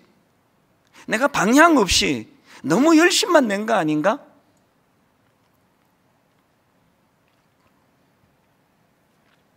제 인생을 돌아보면은 참 고비가 많았습니다. 모든 인생이 다 그랬듯이요. 뭐 억장이 무너지는 일도 많았고, 교회가 커지면서는 생각지도 못한 복병이 어디서 날라올지 모르는 게 그게 저예요. 그래서 저는 항상 그런 생각을 해요. 저는 지금 이 서치라이트가 막 강렬하게 비추는 도마 위에 올라앉은 것 같아요. 어디서 뭐가 날라오는지도 모르는데요, 막 목회하다 보면 막 깜짝깜짝 놀랄 일도 뭐 한두 가지가 아니에요. 그런데 그럴 때마다 그것을 저희의 매복 훈련으로 삼는 거죠. 하나님, 그동안 제가 너무 좀 까불었습니다. 너무 설쳤습니다. 하나님, 이제 매복하기 원합니다. 명령을 기다리기 원합니다. 그러면서 고비를 거의 다 넘겨오면서 오늘도 이 자리에 서게 된 거거든요. 제가 최근에 발견한 성경 구절이 있는데요, 잠언 19장 2절입니다. 지식 없는 소원은 선하지 못하고 발이 급한 사람은 잘못 가느니라. 이 발이 급한 사람은 잘못 가느니라 할 때, 이 발이 급한 사람을 오늘 본문으로 제가 적용해서 보니까 누가 발이 급합니까? 매복 훈련이 안 된 사람이에요. 그저 열심만 있어가지고 자기 생각으로 하나님께 의뢰도 하지 않고 그냥 자기 경험만 가지고, 이게 발이 급한 사람이에요. 발이 급한 사람은 잘못 가느니라. 그리고 여러분 이제 잠언 21장 5절은 다 하시잖아요. 부지런한 자의 경영은 풍부함에 이를 것이나 조급한 자는 궁핍함에 이를 따름이니라.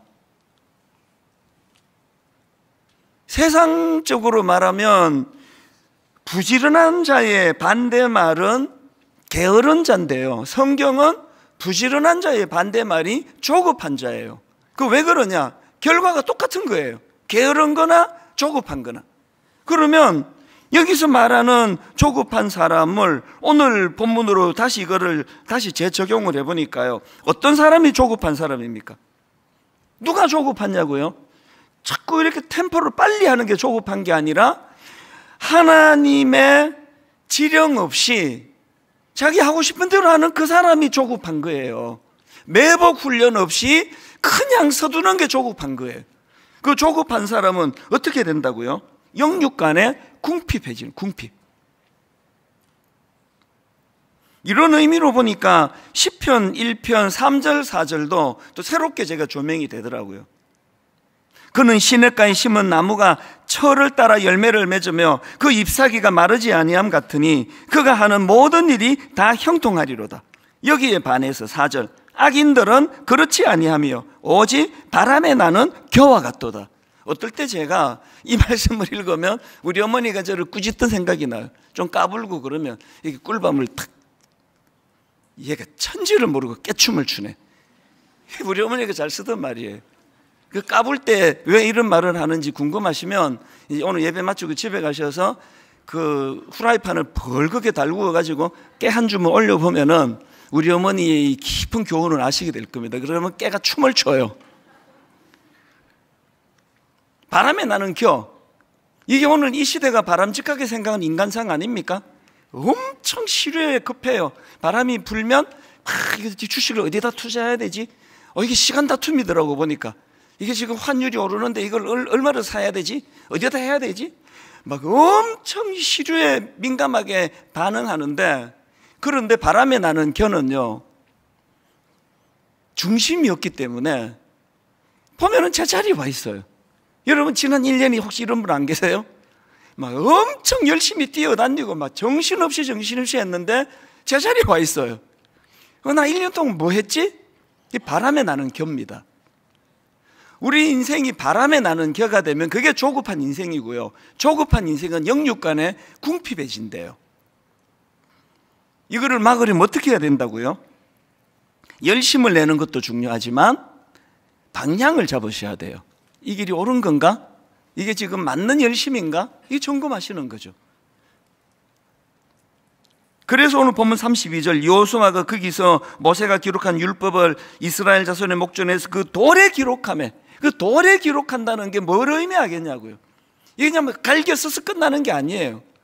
우리가 성경 필사하면 좋은 게요, 읽으면 후딱 지나가는데 성경을 기록하면 속도가 더디잖아요. 하나도 놓치지 않고 다 가게 되는 거죠. 그런가 하면 34절, 그 후에 여호수아가 율법책에 기록된 모든 것대로 축복과 저주하는 율법의 모든 말씀을 낭독하였으니, 이 34절은요 제가 다음 주일에 아주 자세하게 제가 설명을 준비하고 있습니다. 이 역사적인 배경도 설명하고 이 의미를 제가 한 번 더 이 본문을 가지고 지금 준비를 하고 있는데요. 그래서 어쨌든 이제 오늘 제가 강조하는 건 이건 시편 1편 1절 2절입니다. 복 있는 사람은 악인들의 꾀를 따르지 아니하며 죄인들의 길에 서지 아니하며 오만한 자들의 자리에 앉지 아니하고 오직 여호와의 율법을 즐거워하여 그의 율법을 주야로 묵상하는 사람이로다. 방향이 있는 사람이에요. 방향이 정해져 있습니다. 다니엘처럼 뜻을 정하는 거죠.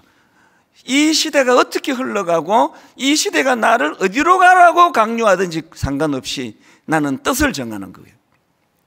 제가 이 말씀을 준비하다가 제 제자가 쑥 떠올랐는데요, 제가 청소년 사역 첫 해의 제자예요. 언젠가 제가 이야기를 한번 드린 적이 있습니다. 제가 이민 생활을 하다가 이제 하나님의 부르심을 받아가지고 청소년 사역하고 신학교 들어갔는데, 아니 제가 이게 이민 생활하다가 한국에 왔는데 강남의 8학군 입시를 보니까 기가 막히더라고요.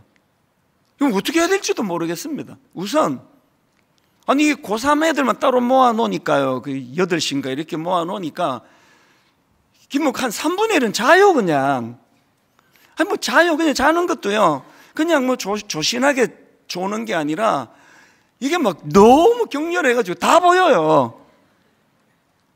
이쪽 애들이 졸아가지고 여기를 막 째려보면서 설교하면 여기서도 또 졸고 있고, 뭐 하여튼 뭐 한 3분의 1이 이렇게 다 졸아요. 그리고 한 3분의 1은 뭐 졸진 않더라고요. 이미 깊이 잠들었기 때문에 뭐 졸 수가 없는 애들이에요. 지금 제가 그 설교하고 또 찬양하고 또 기도하고 축도를 마친 이 패턴도요 다 그때 만든 겁니다. 설교를 안 들으니까 찬양이라도 은혜를 끼쳐야 된다. 그래서 유난히 많이 졸면은 막 찬양을 더 뜨겁게 막, 그리고는 막 기도 막 뜨겁게 시키고 다 일어나서 기도시키고 그랬거든요. 그리고 제가 개발한 게 있는데요, 중요한 얘기하기 전에 저는 웃겨요. 애들을 보니까 졸다가도 웃기면 웃더라고요. 이것들이 신기해요. 분명히 이놈이 조는데 웃기면 또 써요. 그래서 중요한 이야기 하기 전에는 웃겨요. 그럼 고개를 들 때 중요한 이야기를 제가 하고, 이게 지금도 거의 저한테 패턴이에요. 제가 그냥 웃기잖아요. 이게 막 웃기는지 아세요? 이게 철저하게 원고에 웃겨야 되는 자리가 다 있습니다. 저 집사님이 지금 안 듣고 있는데 웃겨서 시선을 집중시켜서 이제 하고 싶은 말을 하는 거죠. 뭐 이런 상황이에요. 그리고요 애들이 뭐 그냥 뭐 다 막 주일이고 뭐고 뭐 다 학원에 가기 때문에요, 이것들이 보니까 이제 고3부 예배 와가지고 이제 수면을 보충하고, 그리고 이제 맑은 정신으로 학원을 가는 거예요. 예배가 그냥 한 1, 2분만 늦으면요 막 축도 끝나자마자 막 다다다다다다다 막 뛰어가요. 한 5분 늦잖아요. 그때는 이제 그 사랑의 교회 전화가 마비가 돼요. 막 학원 가야 되는데 애 왜 안 보내주느냐고 막, 그래서 옥 목사님한테 너 예배 좀 짧게 해라고 말씀을 들은 적도 있습니다. 제가. 이래갖고 무슨 이게 예배 신앙 교육이 되겠냐고요. 그런데요, 그 가운데에서도 너무나 예배로 잘 쓰이는 애들이 또 의외로 많아요. 그 중에서 그 한 10명, 한 15명 되는 이 아이들이 자발적으로 이제 오후에 기도회를 가시는데 되게 이상한 겁니다. 전부 막 학원으로 따다다다다 뛰어가는데 얘들은 학원을 안 가요. 계속 교회를 서성거려요. 오후에 뭐 어디서 밥 먹고 자기들끼리 모여가지고 모일 데가 없으니까 막 복도에 막 모여가지고, 그래서 그 한 애가 키도 크고 잘생긴 애가 있는데 얘가 이제 막 이제 기타를 치면서 기도를 인도하는 거거든요. 근데 벌써 이제 한 5, 6개월 하니까 저도 이제 물들어가지고 이것들이 지금 이래갖고 이거 어떡하나, 나중에 이거 수능 어떻게 보려고 그러, 이런 믿음 없는 생각이 막 들어오는 거예요. 그래서 막 기도회 하는데 니들이 지금 찬양할 때야, 지금 기도할 때야? 학원 가야 되는 거 아니야? 이렇게 말하면 안 되니까 차마 이렇게 말은 못 하는데 굉장히 불안한 거예요. 그 얘들은 뭐 수능을 포기했나?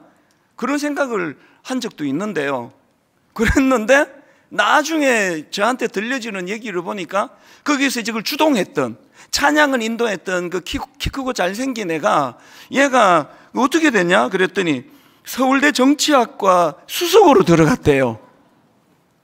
그리고 또 한 3학년쯤 되니까 졸업도 하기 전인데 외무고시에 합격을 했대요. 그게 어떻게 된 거야? 학원도 안 가고 계속 기타나 치고 그랬는데, 그리고는 이제 또 좀 시간이 지나니까 외무장관의 비서관이 됐대요. 그리고 좀 있다가 이제 여러 나라 재외 공간을 돌면서 근무를 했는데, 이 친구가 이제 올 초에 귀국을 해갖고 이제 분당 우리교로 복귀해서, 얘는 창립 멤버예요. 얘는이 아니고 지금 나이가 49살이세요. 저하고 같이 늙어가요. 참 인상적이었던 게요, 너 왜 정치학과를 갔니? 제가 아이들 10명에게 물으면 8명, 9명은 점수 따라갔죠, 이렇게 얘기해요. 얘는요, 왜 정치학과를 갔니? 그랬더니 자기가 하나님께 받은 게 있대요. 하나님께서 자기에게 한반도 통일과 관련된 사명을 주셨다는 거예요. 그래서 정치학과를 갔다는 거예요. 제가 놀라는 게요, 이게 고3 때 하나님이 주신 사명이래요. 그게 49살까지 쭉 가고 있죠. 한 달만 지나면 이제 쉰이에요. 또 참 제가 그 인상적인 게, 그렇게 외교관이 된 이후로 이제 아프가니스탄이 그 당시로 막 전쟁으로 막 엄청 위험할 때예요. 그런데 자기가 아프가니스탄으로 자원을 했다는 겁니다. 아니 왜 그 위험한 데를 자원했냐 그러니까 하는 말이, 나중에 자기가 꿈꾸는 한반도 미래에 쓰임받기 위해서는 이런 경험을 쌓아야 된다는 겁니다. 그렇게 세월이 흘러서 이제 49살이에요 제가 이 친구를 쭉 살펴보고 관찰을 해보니까요, 그냥 딱 한마디로 오늘 설교 요약이에요. 그 내가 생각이 난 겁니다. 얘는요, 지도를 따라 산 게 아니라 나침반을 보고 산 거예요. 뭐 어떤 상황으로 뭐 이런 게 아니라 자기는 그냥 고3 때 받은 그 사명을 가지고 그냥 그 길을 쭉 갔을 뿐이에요. 그래서 뭐 엄청 성공한 삶을 살았다고는 저는 생각 안 해요. 그러나 참 잘 살았다는 생각을 해요. 행복해요. 그렇게 은혜롭게 잘 사는 거예요. 그리고 또 이제 예배자가 돼가지고 문자를 제게 보내주면 뭐 자기가 누리는 화려한 이런 얘기가 하나도 없어요. 정말 오늘 예배가 좋았습니다. 말씀에 은혜를 받았습니다. 찬양을 부르면서 그 은혜 받은 이야기들을 제게 계속 보내주는 거든. 무슨 말을 제가 하고 있는 겁니까? 이 친구 손에는 나침판이 들려 있어요. 그래서 그냥 이 시루가 확 그냥 길을 지워버리기도 하고 막 없던 길을 만들기도 하는데 동요되는 게 없어요. 자기 길을 쭉 가는 거죠. 한 가지 이야기만 더 드리고 오늘 말씀을 제가 마치려고 하는데요, 여러분 아프리카 남부 지역에 사는 스프링복이라는 그 산양, 아마 이야기를 아는 분이 많으실 텐데요, 이 아프리카에 있는 이 산양은요, 이제 평소에 그 작은 무리를 지어가지고 그렇게 이제 평화롭게 풀을 뜯고 뭐 이렇게 지내는데, 이제 여기 양질의 풀이 있으니까 자꾸 몰려들 거 아닙니까? 이 양들이 이제 자꾸 이렇게 몰려들어가지고 이게 뭐 엄청 많아지니까 처음에는 그냥 자기들이 양질의 풀을 뜯어먹고 있었는데 점점 많이 몰려가지고 앞에 양들이 다 뜯어먹어 버리는 겁니다. 그러니까 이게 본능을 갖고 있으니까 이 길을 갖고 안 된다 그래서 맨 앞에 서려고 이제 달리기 시작한대요. 그래서 이제 양이 한 마리가 달리면 이제 그 양들이 또 놓치고 싶지 않겠죠, 본능으로. 그래서 그걸 안 뺏기려고 이제 앞장서려고 달리고 하다가 무리가 이제 달리기 시작하면은요, 처음에는 양질의 풀을 먹으려고 경쟁해서 달렸는데 무리가 확 달리기 시작하면 이게 이제 동물이니까 왜 달리기 시작했는지 잊어버리는 거예요. 그 무리가 떼거지로 확 달리기 시작하는 거예요. 막 엄청 달리는데 왜 달리는지를 몰라요. 그래가지고 이제 한 번씩 이제 절벽을 만나거나 그래서 떼죽음을 당하는 일을 겪는 게 이게 바로 스프링복이라는 산양이래요. 결론은 이야기 왜 할까요? 이게 딱 현대인들의 모습 아닙니까? 처음에는 이유가 있었죠. 열심히 하는 목표도 있었고요. 왜 달리는지 몰라요, 지금. 제가 많은 부모님을 그 입시생 부모님을 만나가지고 그 대화를 하거든요. 그 학원을 이렇게 많이 보내갖고 얘가 그 다 적응해냅니까? 학원을 왜 보냅니까? 그러면 꽤 많은 엄마들이 이렇게 말씀을 하셨어요. 옆집 앞집 애들 다 학원 가는데 안 보내면 불안해서 못 견뎌요. 그 산양 아닙니까? 다 달리니까 우리 애만 학원 안 보내면 불안해서, 엄마가 불안해서 애를 학원에 보내갖고 그게 효과가 있겠습니까?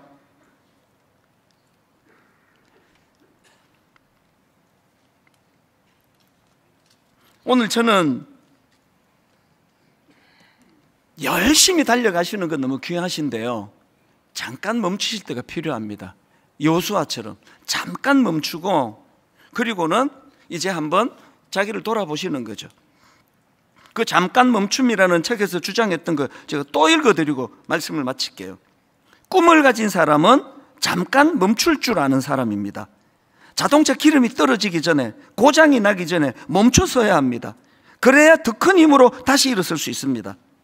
잠깐 멈춰서야 나의 속사람도 보이고 내가 지금 서 있는 자리가 어디쯤인지 바로 알 수 있습니다. 결론, 지금의 위치를 알아야 목표와 방향을 제대로 잡을 수 있습니다. 지도를 따라가지 마시고 나침판을 따라가셔야 돼요. 그래서 여러분, 오늘도 북극성 되시는 예수 그리스도, 항상 나침판은 북쪽을 가르치잖아요.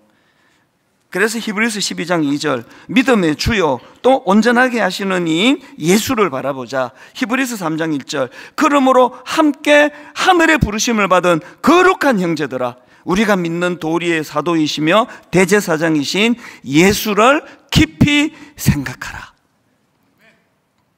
요즘 저는 이 찬양에 이게 마음이 지금 상당히 가 있습니다. 우리 주는 위대하며 능력이 많으시도다. 그의 지혜 무궁하며 인자는 영원하도다. 북극성 되시는 주님, 상한 자를 고치시며 상처를 싸매시도다. 별들의 수를 세시며 이름을 붙이셨도다. 그가 구름으로 하늘을 덮으시며 땅을 위하여 비 준비하시니, 그리고는 이제 예루살렘아 여호와를 찬송할지어다. 저는 여기를요, 분당 우리 교회야 여호와를 찬송할지어다, 이찬수 목사야 여호와를 찬송할지어다. 어느 권사, 어느 집사, 지금 자빠져 있고 넘어져 있는 그 사람들을 향해 이제 그게 매복 훈련이 되도록, 그래서 네가 애쓰고 발부둥치는 것이 아니라 북극성 되시는 그분 바라보며 그분이 가르쳐주시는 방향을 확인하게 되는, 그것이 우리가 자빠진 그것이 축복으로 승화시킬 수 있는 길인 것 같아요. 우리 가사를 생각하시면서 한번 이 찬양 불러보기 원하는데요,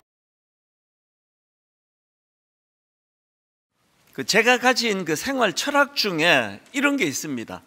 이제 내가 선택한 것, 이것이 가장 좋은 선택이었다는 것을 만들어내기 위하여 최선을 다해야 된다. 이게 제가 가진 그 굉장히 중요한 저 자신을 향한 지침입니다. 예를 들어 이런 거죠. 제가 이제 제 아내를 선택해서 결혼을 했는데요, 저는 뭐 선을 엄청 많이 본 사람이기 때문에 제 아내 바로 앞에 그 여자분도 좋은 분이에요. 그리고 그 앞에 여자분도 생각하면 참 좋은 분이에요. 굉장히 좋은 여성이 많이 있었음에도 제가 제 아내를 저의 아내로 그렇게 제가 결정했기 때문에 저에게 어떤 책임을 주시는가 하면은, 내가 선택한 이 여성이, 제 아내가 수많은 여성 중에 가장 잘된 선택이다, 이걸 제가 만들어내야 된다는 거죠. 뭐 이제 이런 거죠. 저희 교회가 이제 내년에 함께 일할 목사님들 청빙이 이제 다 끝났거든요. 그래서 제가 지난 주 중에 이분들을 다 좀 보자 그랬습니다. 다 이제 보자 그래서 이제 11월 중순이니까, 그러면서 이제 몇 가지 제가 말씀을 좀 이제 권면을 했는데요, 제일 먼저 한 이야기가 이겁니다. 교회 입장에서도 많은 좋은 교역자들이 이제 이력서를 제출해 주어서 선택할 폭이 굉장히 넓었지만, 교회도 당신들을 어떤 기준으로 이렇게 이제 선택하게 됐고, 거의 저는 이제 맨 마지막 빼고는 팀이 선택하도록 저는 관여를 잘 하지 않습니다. 잘 이제 기준을 가지고 선택했을 것이고, 또 당신들 입장에서도 뭐 분당 우리 교회 한 군데만 지원했겠냐고, 어떤 분은 또 그렇겠지만, 또 배우고 싶은 좋은 교회가 한두 교회이겠냐고요. 근데 당신들이 최종적으로 분당 우리 교회를 선택하지 않았느냐. 그래서 내년 이맘때에 당신들과 내가 해야 되는 숙제가 뭐냐 하면, 내년 이맘때에 진짜 내가 이 교회 잘 선택했다, 이걸 만들어내야 될 책임이 있다는 거예요. 분당 우리 교회가 뭐 객관적으로 뭐 우뚝 서 제일 좋은 교회를 하기 어렵습니다. 뭐 이런저런 여러 가지 더 성숙해져야 되는 게 많이 있지만, 서로가 노력을 해서 우리가 선택한 것이 최선의 선택이었다는 것을 만들어내야 된다. 또 제 인생에서도요, 전가족 이민 가는 것까지는 제가 택한 거 아니에요. 막내니까 뭐 이민 가자 그럼 따라가는 거죠. 그랬는데 30살 되던 해에 제가 선택해서 한국으로 되돌아왔습니다. 그래서 지난 34년의 시간을 돌아보면서 저는 후회하지 않습니다. 진짜 잘한 결정이라 생각해요. 그러면서 또 이런 생각을 합니다. 그때 제가 이런 선택을 하지 않고 그냥 쭉 지금 미국에서 제가 그 슈퍼마켓하고 살아가고 있다면, 그럼 그건 내 인생에서 그러면 그게 뭐 나쁜 길로 가나? 모르겠습니다. 그러나 저는 그렇게 생각하지 않아요. 하나 확실한 건요, 제가 지금 슈퍼마켓 사장님이 돼가지고 사업을 한다면 한국으로 돌아가지 않고 그 일 한 게 더 좋은 결정이 되도록 하기 위하여 내 모든 것을 다 쏟았을 거라고 생각을 합니다. 뭘 말하는지 아시겠죠? 어떤 면에서는요, 뭘 결정하느냐도 중요하지만 내가 택한 것에 대하여 이게 잘된 결정이 되도록 계속 그것을 은혜를 구하면서 만들어가는 게 중요하다는 거죠. 이런 이야기들을 제가 젊은 목사님들에게 많이 합니다. 청빙을 받아 담임 목사로 갈 수도 있고, 자기가 개척을 해서 담임 목사가 될 수도 있고, 여러 갈래가 있지만 내가 선택한 것은 이 길이기 때문에 이 길은 내가 가장 잘 결정한 선택이다. 이거는 누가 만들어주는 게 아니라 내가 만들어가는 겁니다. 분당 우리 교회를 선택하신 여러분은요, 여러분이 택한 것이 정말 잘된 결정이 되도록 저도 노력을 하고 같이 노력해 나간다는 거거든요. 고난에 대해서도 마찬가지입니다. 간혹 제가 꺼내보는 그 회복 탄력성이라는 책인데요, 이 한 부분을 제가 읽어드릴게요. 우리의 삶은 늘 크고 작은 시련과 역경의 연속이다. 살아간다는 것은 우리에게 닥치는 여러 가지 도전과 어려움을 끊임없이 극복해 나가는 과정이다. 질병, 사고, 이혼, 파산, 가족의 죽음, 경제위기, 자연재해, 전쟁의 위험 등 커다란 시련도 있지만, 하루하루 살아가면서 겪게 되는 사소한 갈등이나 작은 실수 혹은 짜증스러운 일 등 자잘한 어려움도 우리가 극복해야 하는 시련 중 하나다. 모든 일이 언제나 뜻대로 이루어지는 사람이 있다면 그는 아마도 사람이 아니라 신일 것이다. 이런 것들을 설명을 하면서 이제 뭘 덧붙이는가 하니까, 시련과 역경이 없는 사람은 없기 때문에 그걸 바라지 말고, 우리가 상처를 받고 시련을 만나고 그래서 상처받기도 하고 뭐 자빠지기도 하고 하는데, 그때 얼마나 잘 회복하느냐, 이게 관건이다. 그래서 그 책에서 주장하는 게 회복 탄력성이에요. 어떤 사람은 한번 자빠지면 끝이에요. 회복이 안 돼요. 어떤 사람은 오뚜기처럼 벌떡벌떡 일어나는 거죠. 넘어지면 또 일어나는 거죠. 여러분은 어느 편에 속하는 분이세요? 이 책에서 강조하는 굉장히 중요한 강조가 뭐냐 하면, 사람이 이게 이제 몸은 운동을 많이 하면 근육이 생기잖아요. 헬스클럽에 가면은 막 우리 젊은 남자들 부러워요. 막 2도 박근 3도 박근 막 울퉁불퉁한 거 진짜 부러워요. 이 밋밋한 저를 보면서. 그거는 엄청난 노력을 해서 근육을 키웠는데, 이 책이 주장하는 건 뭐냐 하면 우리 마음의 근육도 키울 수 있다는 거예요. 굉장히 심약하게 태어났지만 마음의 근육을 계속 키워나가면 마음의 근육도 2도 박근 3도 박근.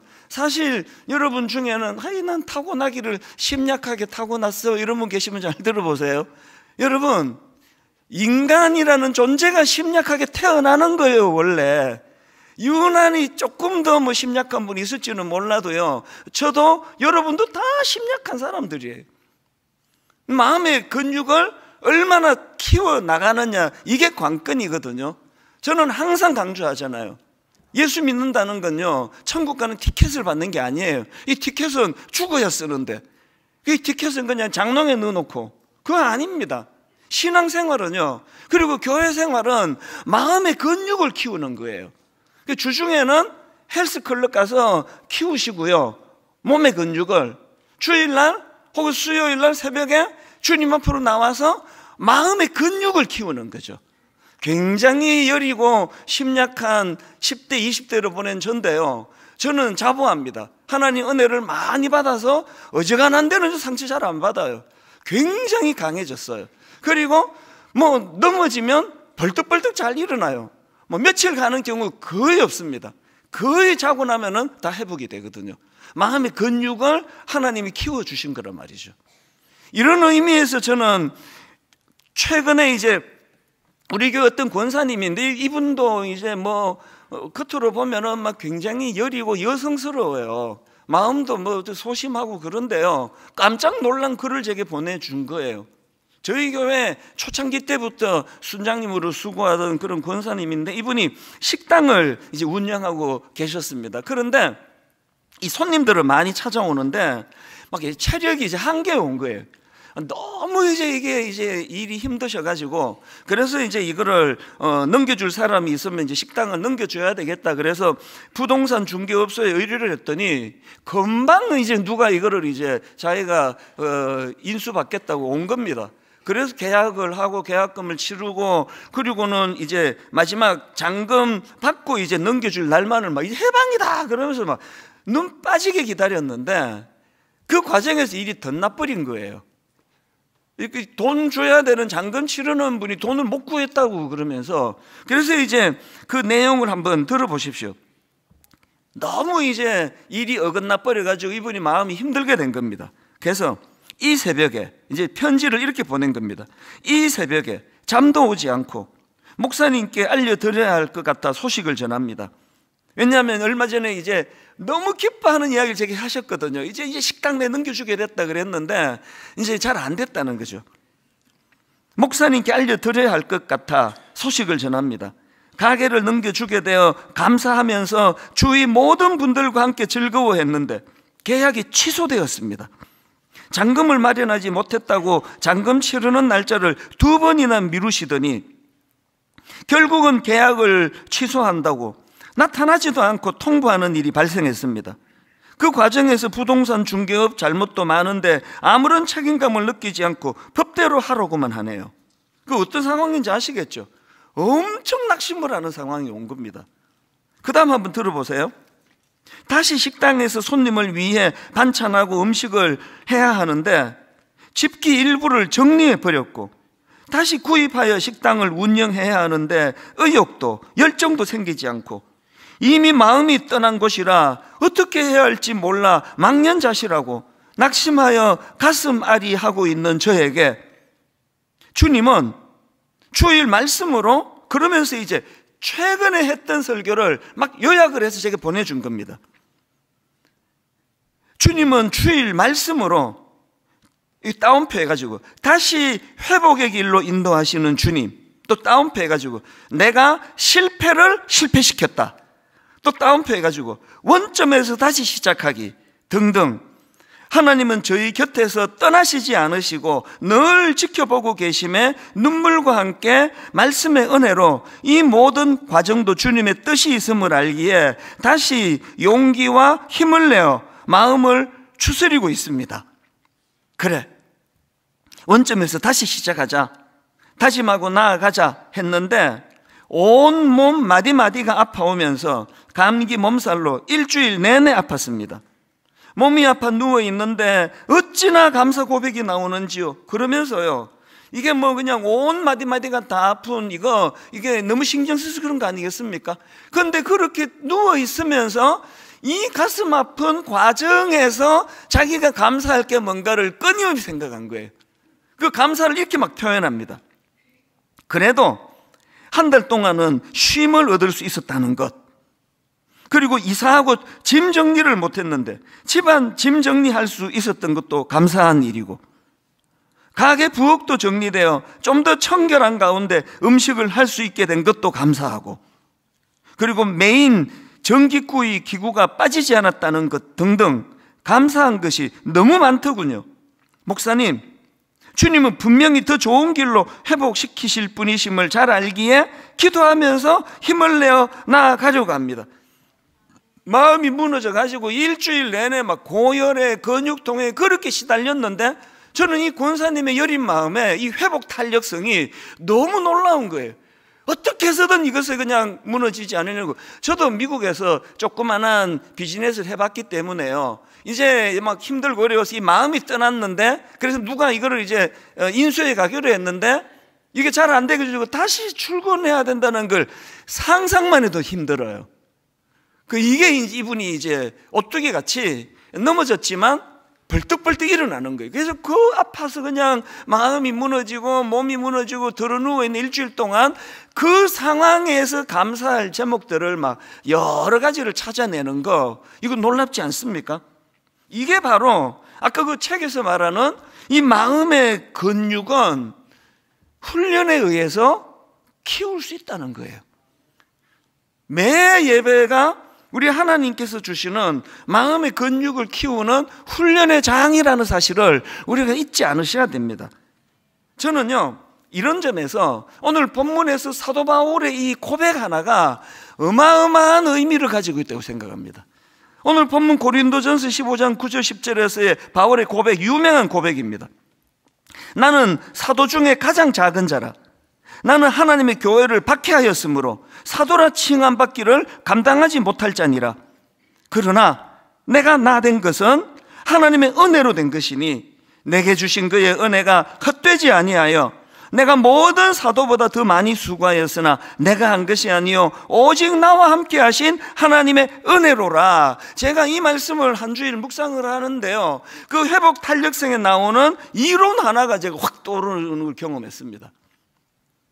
그 심리학자 다니엘 캐니만 교수가 주장한 이론인데요, 이 교수가 뭘 주장하는가 하니까 인간에게는 두 가지 자아가 공존한대요.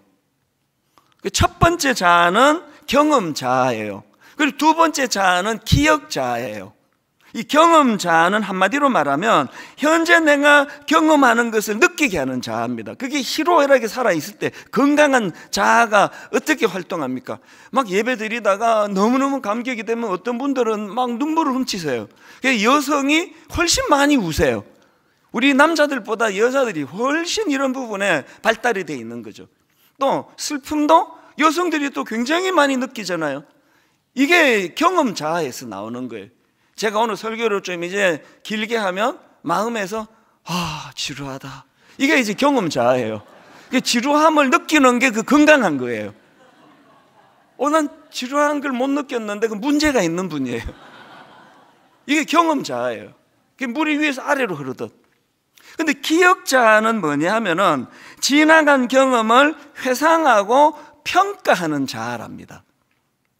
그러니까 이 경험 자아가 실제로 자기가 경험을 바탕으로 한 것이라면, 이 기억 자아는 자기가 경험한 그 사건에 대하여 의미 부여를 해주는 자아예요. 그리고 중요한 건요, 이 기억 자아는 그 지난 일에 대한 회상을 스토리텔링으로 엮어가는 거래요. 그래서 오늘 이제 설교를 들으시잖아요. 그러면 이제 내일 회사에 가셔서 어제 내가 그 교회 갔더니 내 지루해 죽는 줄 알았어. 내가 말도 못하고 내가 너무 힘들었어. 이러면서 기억자를 표현하는 거예요.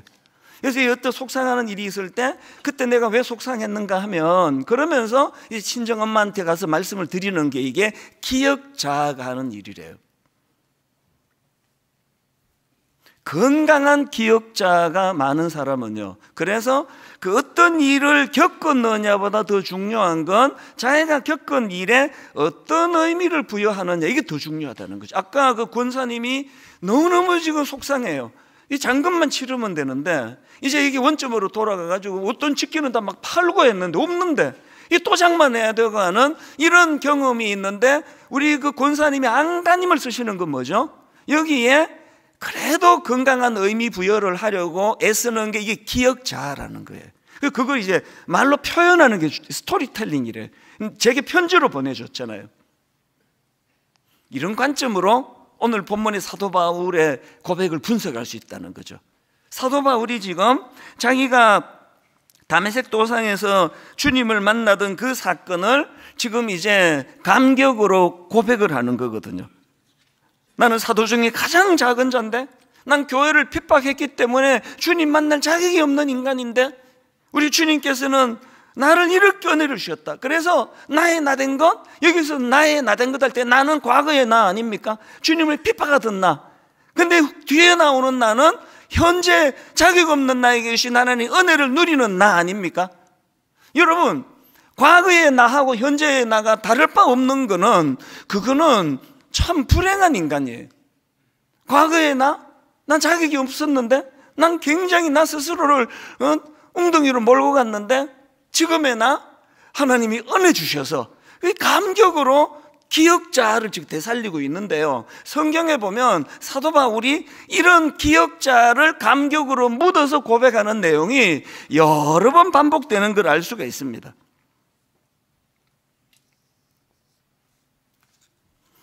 제가 23살 때 미국 가서 밑바닥을 헤매고 우울하고 죽고 싶었고 어디서 어쨌고, 이거는요 우리 교회 한 3년만 되면 다 꿰요. 하도 이야기를 많이 해가지고. 그래서 이제 23살 그러면 이제 그 다음 요 이야기 하겠구나 그럴 거예요. 놀라운 건요, 강단에서만 아니라 다 나라에서 만나는 사람만 또 해요. 우리 교역자들은 이거 스토리 어느 동네인지 다 알아요. 그래서 난 이랬다, 난 이랬다. 이거는요 그 듣는 분을 위한 간증도 되지만 이건 저희 기억자예요. 제 교만이 찾아오잖아요. 근데 그래도 목회 이 정도 잘했지 이런 생각이 들어오면, 기억자, 네가 어땠는지 기억 안 나? 네가 도대체 너 밥버릇이어서 밥버릇이, 너 그때 너 막 죽으려고 그랬잖아. 너 같은 걸 누가 은혜를 줬냐고. 그래서 제가 계속 이야기하거든요. 사도 바울이 난 자격이 없는 인간이라고, 난 만삭되지 못한 인간이라고 계속 자기를 드러내는 거는 원리는 같은 거예요. 그래서 제가 감히 사도 바울하고 견주면 그게 어불성설이지만 원리는 비슷한 걸 느껴요. 사도 바울도 엄청나게 시련이 많고, 사도 바울도 사망으로 우겨쌈을 당하고 그랬지만 잘 쌓이지 않고, 금방 넘어졌는데 금방 일어나고, 원리에 있어서는 저도 거의 비슷한 것 같아요. 그래서 여러분 제가 어떨 때 조금 마음이 좀 힘들어 보이고 우울했는데 그게 2주 3주 가는 경우는 별로 없었을 거예요. 이 회복 탄력성이거든요. 이 비결이 뭐라고요? 기억자예요. 내 가장 밑바닥의 순간을 끊임없이 저는 드러내요. 그게 스토리텔링이라 그랬잖아요. 잘 표현하는 거죠.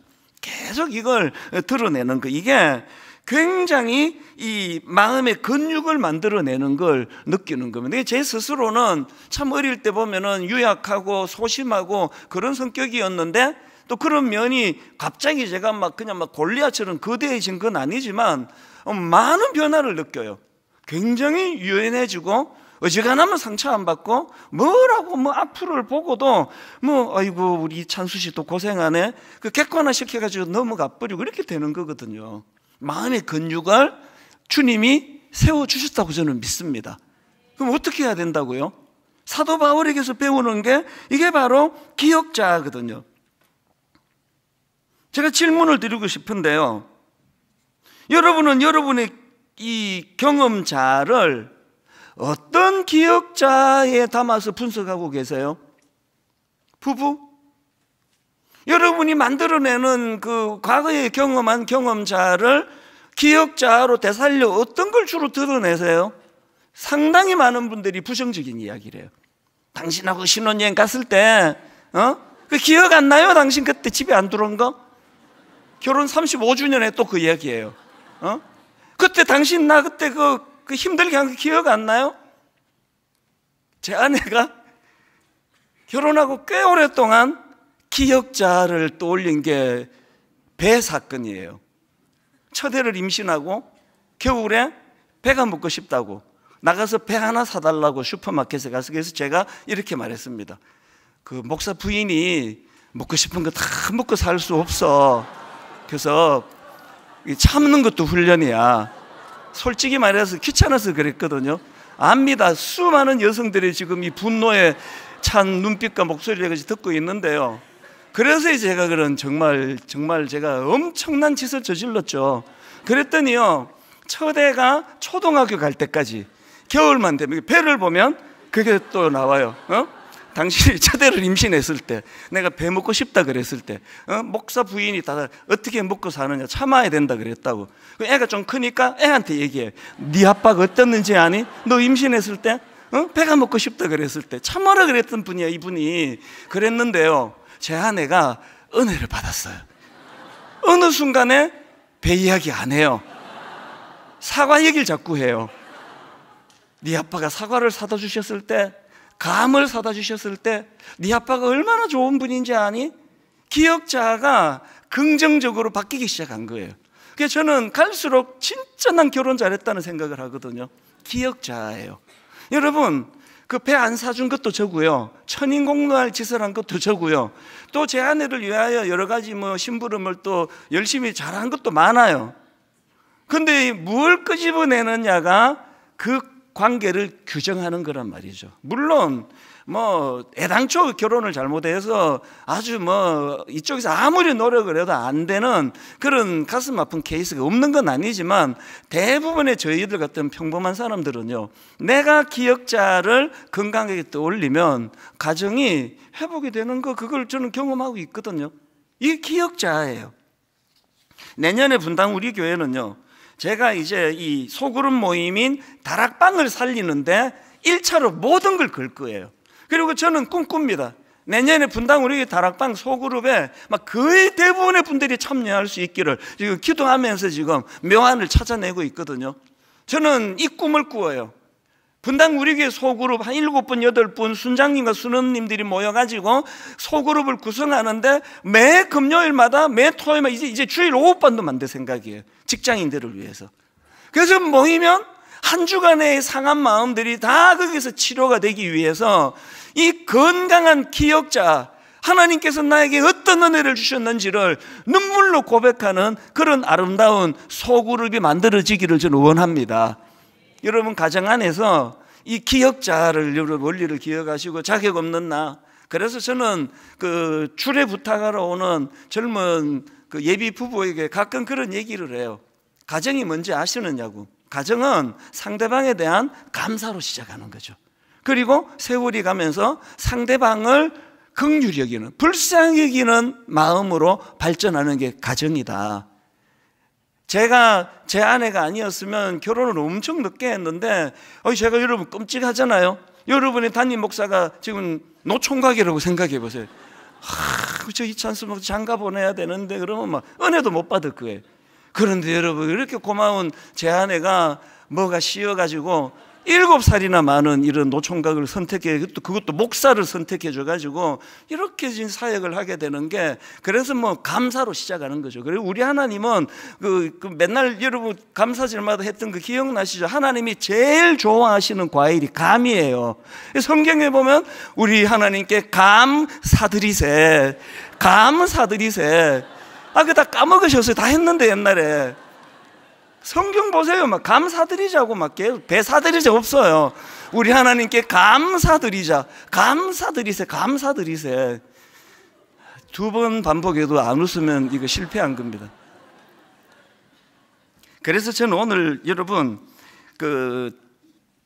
이 본문 말씀을 가지고 이제 그 숙제 2가지, 실천사항 2가지를 말씀드리려고 하는데요. 하나는 오늘 말씀드리고요, 또 하나는 다음 주에 말씀, 분량이 좀 많아서 다음 주에 이제 2번째 건 드릴 텐데요. 첫 번째 실천사항이 이겁니다. 내 마음에 은혜에 대한 감사가 흐르게 하라. 은혜의 감사가 끊어지지 않도록 하라예요. 9절 10절을 다시 한번 보십시오. 나는 사도 중에 가장 작은 자라. 나는 하나님의 교회를 박해하였으므로 사도라 칭함받기를 감당하지 못할 자니라. 그러나 내가 나된 것, 하나님의 은혜로 된 게, 이 바울의 감격이 막 느껴지지 않으세요? 이 자격 없는 나에게 베풀으신 그 하나님의 은혜, 이게 막 성경에 여러 차례 반복이 되는 표현이에요. 디모데전서 1장 12절에도 똑같이 나옵니다. 바울이 이렇게 말합니다.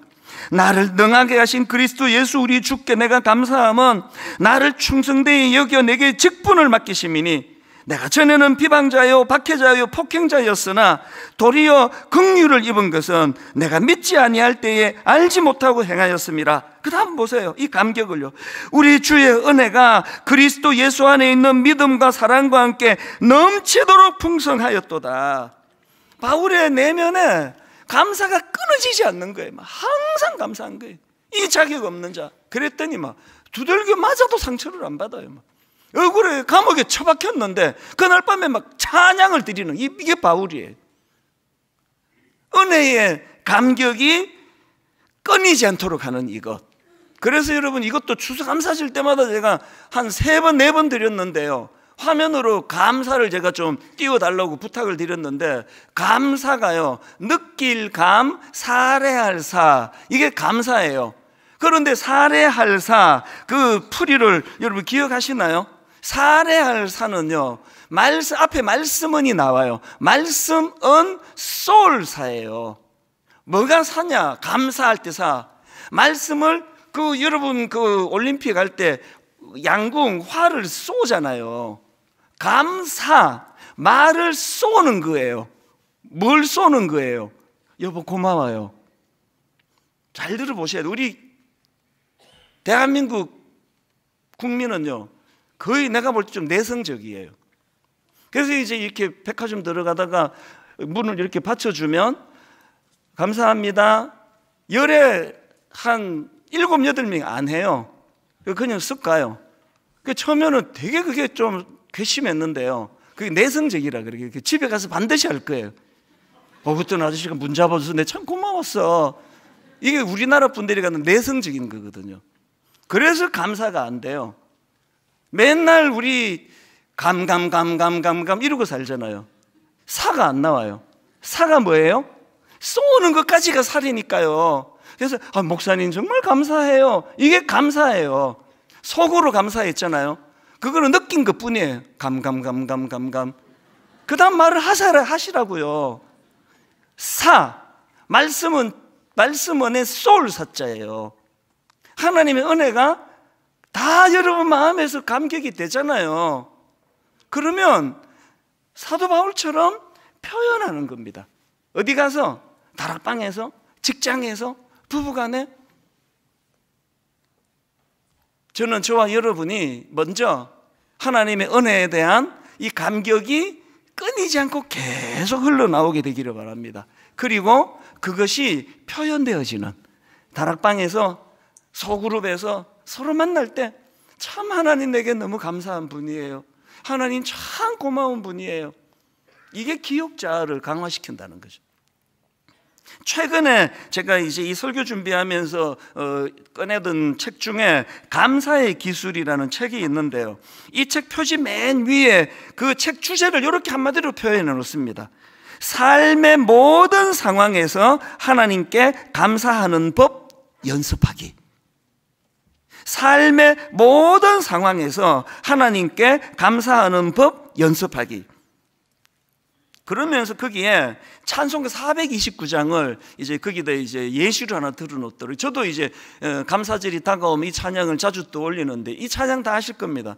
세상 모든 풍파너를 흔들어 약한 마음 낙심하게 될 때에 내려주신 주의 복을 세어라.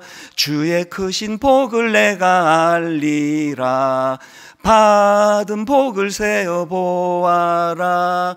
크신 복을 내가 알리라. 받은 복을 세어 보아라. 주의 크신 복을 내가 알리라. 사도 바울이 끊임없이 그 안에 감사가 끊이지 않을 수 있었다는 건 저거예요. 그런데 저기 보니까요, 받은 복을 여러분 주로 언제 세세요? 기쁠 때잖아요. 일이 잘 됐어요. 이번에 우리 아이가 수능시험 점수를 잘 보면 하나님께 감사가 넘쳐서 받은 복을 막 세볼 거예요. 그런데 여러분, 이 찬양 가사의 시작을 한번 보세요. 1절 다시 한번 보세요. 언제 복을 세보느냐? 세상 모든 풍파늘을 흔들어 약한 마음 낙심하게 될 때에, 2절에도 보니까요, 세상 근심 걱정 너를 누르고 십자가를 등에 지고 갈 때에, 받은 복을 세는 건 잘 될 때만이 아니에요. 마음이 무너질 때, 아까 그 권사님 이야기 또 하게 되네요. 의도한 대로 잘 안 돼가지고 그것이 신경 쓴 게 몸으로 나타나가지고 막 드러누워 일주일을 보내는 그런 상황에서도, 그 상황에서도 받은 복을 세보는 거죠. 그래도 이사하고 막 손님들이 많이 와가지고 집 정리도 못했는데 이거 한 달 동안 집 싹 잘 치우게 됐네. 하나님 감사합니다. 그리고 이제 푹 쉬게 됐네. 하나님 감사합니다. 받은 복을 세보는 거예요. 언제? 일이 안 풀릴 때, 마음이 아플 때, 실패했을 때, 자빠져 넘어졌을 때. 이게 아까 말씀드린 회복 탄력성이에요. 회복 탄력성. 벌떡벌떡 일어나게 만드는 원천은 받은 복을 세워보는 거예요. 두 번째는 이제 제목만 말씀드리고 다음 주일날 말씀드리려고 하는데요, 이제 첫 번째가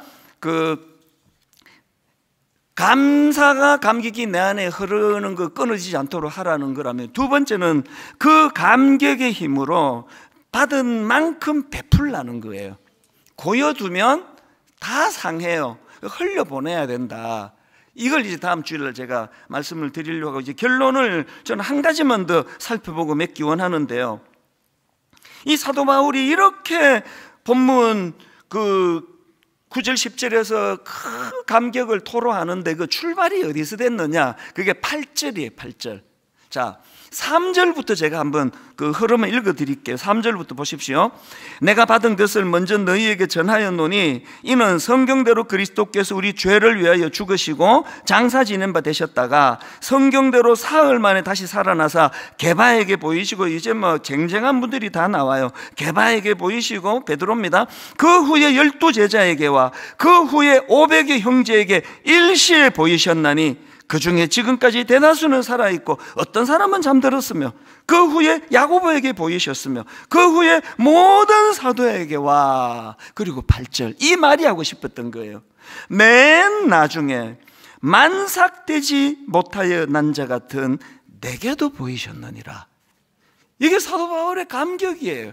그리고 이게 사도 바울의 겸손이에요. 우리를 불행하게 만드는 건 난 자기겠다 이거예요. 내 아내를 보면서 아이고 뭐 나 같은 남자 만나는 게 이게 뭐 이 여자 복 터졌지 뭐. 그게 가정을 어렵게 만드는 요인이에요. 그 말씀드렸잖아요. 가정의 첫 출발은 상대방에 대한 감사예요. 이 자격도 없는 나 같은 걸 택해준 그 고마움, 그리고 그 상대방에 대하여 시간이 갈수록 불쌍한 마음이 드는 거죠. 제 아내를 봐도 참 안쓰러워요. 그렇게 저하고 7살 차이가 나고 20대 그 중반에 만났는데 이제 이 나이가 이렇게 들어가면서 체력도 약해지고 뭐 이러니까 너무 안쓰러워요. 그게 가정이에요. 항상 우리 안에 이 회복 탄력성은 겸손에서 나와요. 맨 나중에 만삭되지 못하여 난 자 같은 자격 없는 내게도 주님의 십자가의 능력이 나타나셨다, 임하셨다. 결론은 제가 이 말씀 읽어드리는 것으로 하고 마치겠습니다. 히브리서 12장 2절, 믿음의 주요 또 온전하게 하시는 이인 예수를 바라보자. 어떤 예수님입니까? 그는 그 앞에 있는 기쁨을 위하여 십자가를 참으사요. 날 구원해 주신 주님의 은혜, 십자가, 자격도 없는 나 같은 거, 그 구원을 위하여 주님이 대가지불을 치르신 그 십자가를 묵상하면 첫째, 겸손해져요. 둘째, 이런 나 같은 것 위하여 치르신 대가지불을 통해 내 자존감이 높아져요. 내가 시시한 사람이 아니라는 거죠. 이번 한 주 내내 여러분 안에 감사가 흘러 넘치기를 원하는데요, 위에 계신 하나님의 은혜를 자꾸 떠올려 보세요. 그리고 그 하나님이 주신 만남의 축복, 여러분 고마운 분들을 떠올리고 전화하세요. 편지 보내세요. 감사를 표현하세요. 말씀은 소울사예요. 선생님 참 감사했습니다. 순장님 생각해보면 그때 나 지도해 주신 순장님 너무너무 고마워요.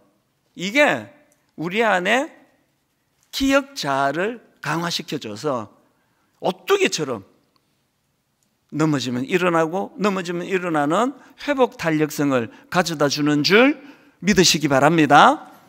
기도하시겠습니다. 하나님 아버지, 참 지난 시간 되돌아보면 은혜 아닌 것이 없습니다. 참 내버려뒀으면 말로 나눌 수 없이 피폐해질 수밖에 없는 우리 인생이고 우리 가정인데, 하나님 사도 바울에게 그렇게 하셨던 것처럼 자격 없는 자에게, 만삭되어나지 못한 자 같은 부족한 저희들에게 그 십자가 사랑의 손길을 베풀어 주셔서 이만큼 그래도 사람 굿이라며 살아가게 되는 것 얼마나 감사한지 모르겠습니다. 하나님, 이 감격이 식어버리는 순간 가정도 내 개인도 다 흥크러져 버립니다. 하나님, 만삭되지 못한 자 같은 그런 자기를 겸손히 낮추는 이 겸손을 허락해 주시고, 그 연약한 자에게 임하신 하나님 은혜에 감격하는 저희 되게 하여 주시옵소서. 한 해 동안 베풀어 주신 은혜를 기억하고 감사하며 하나님 추수감사 헌금을 드리려고 합니다. 이 헌금이 참 지치고 피곤하고 경제적으로 어려워하는 많은 분들에게 이 헌금이 하나님 이름으로 욕인하게 쓰여지도록 인도하여 주시옵소서. 하나님께서 이 아름다운 만남의 축복, 또 예배 축복 주신 주님께 감사드리옵고 예수님 이름으로 기도드립니다. 아멘.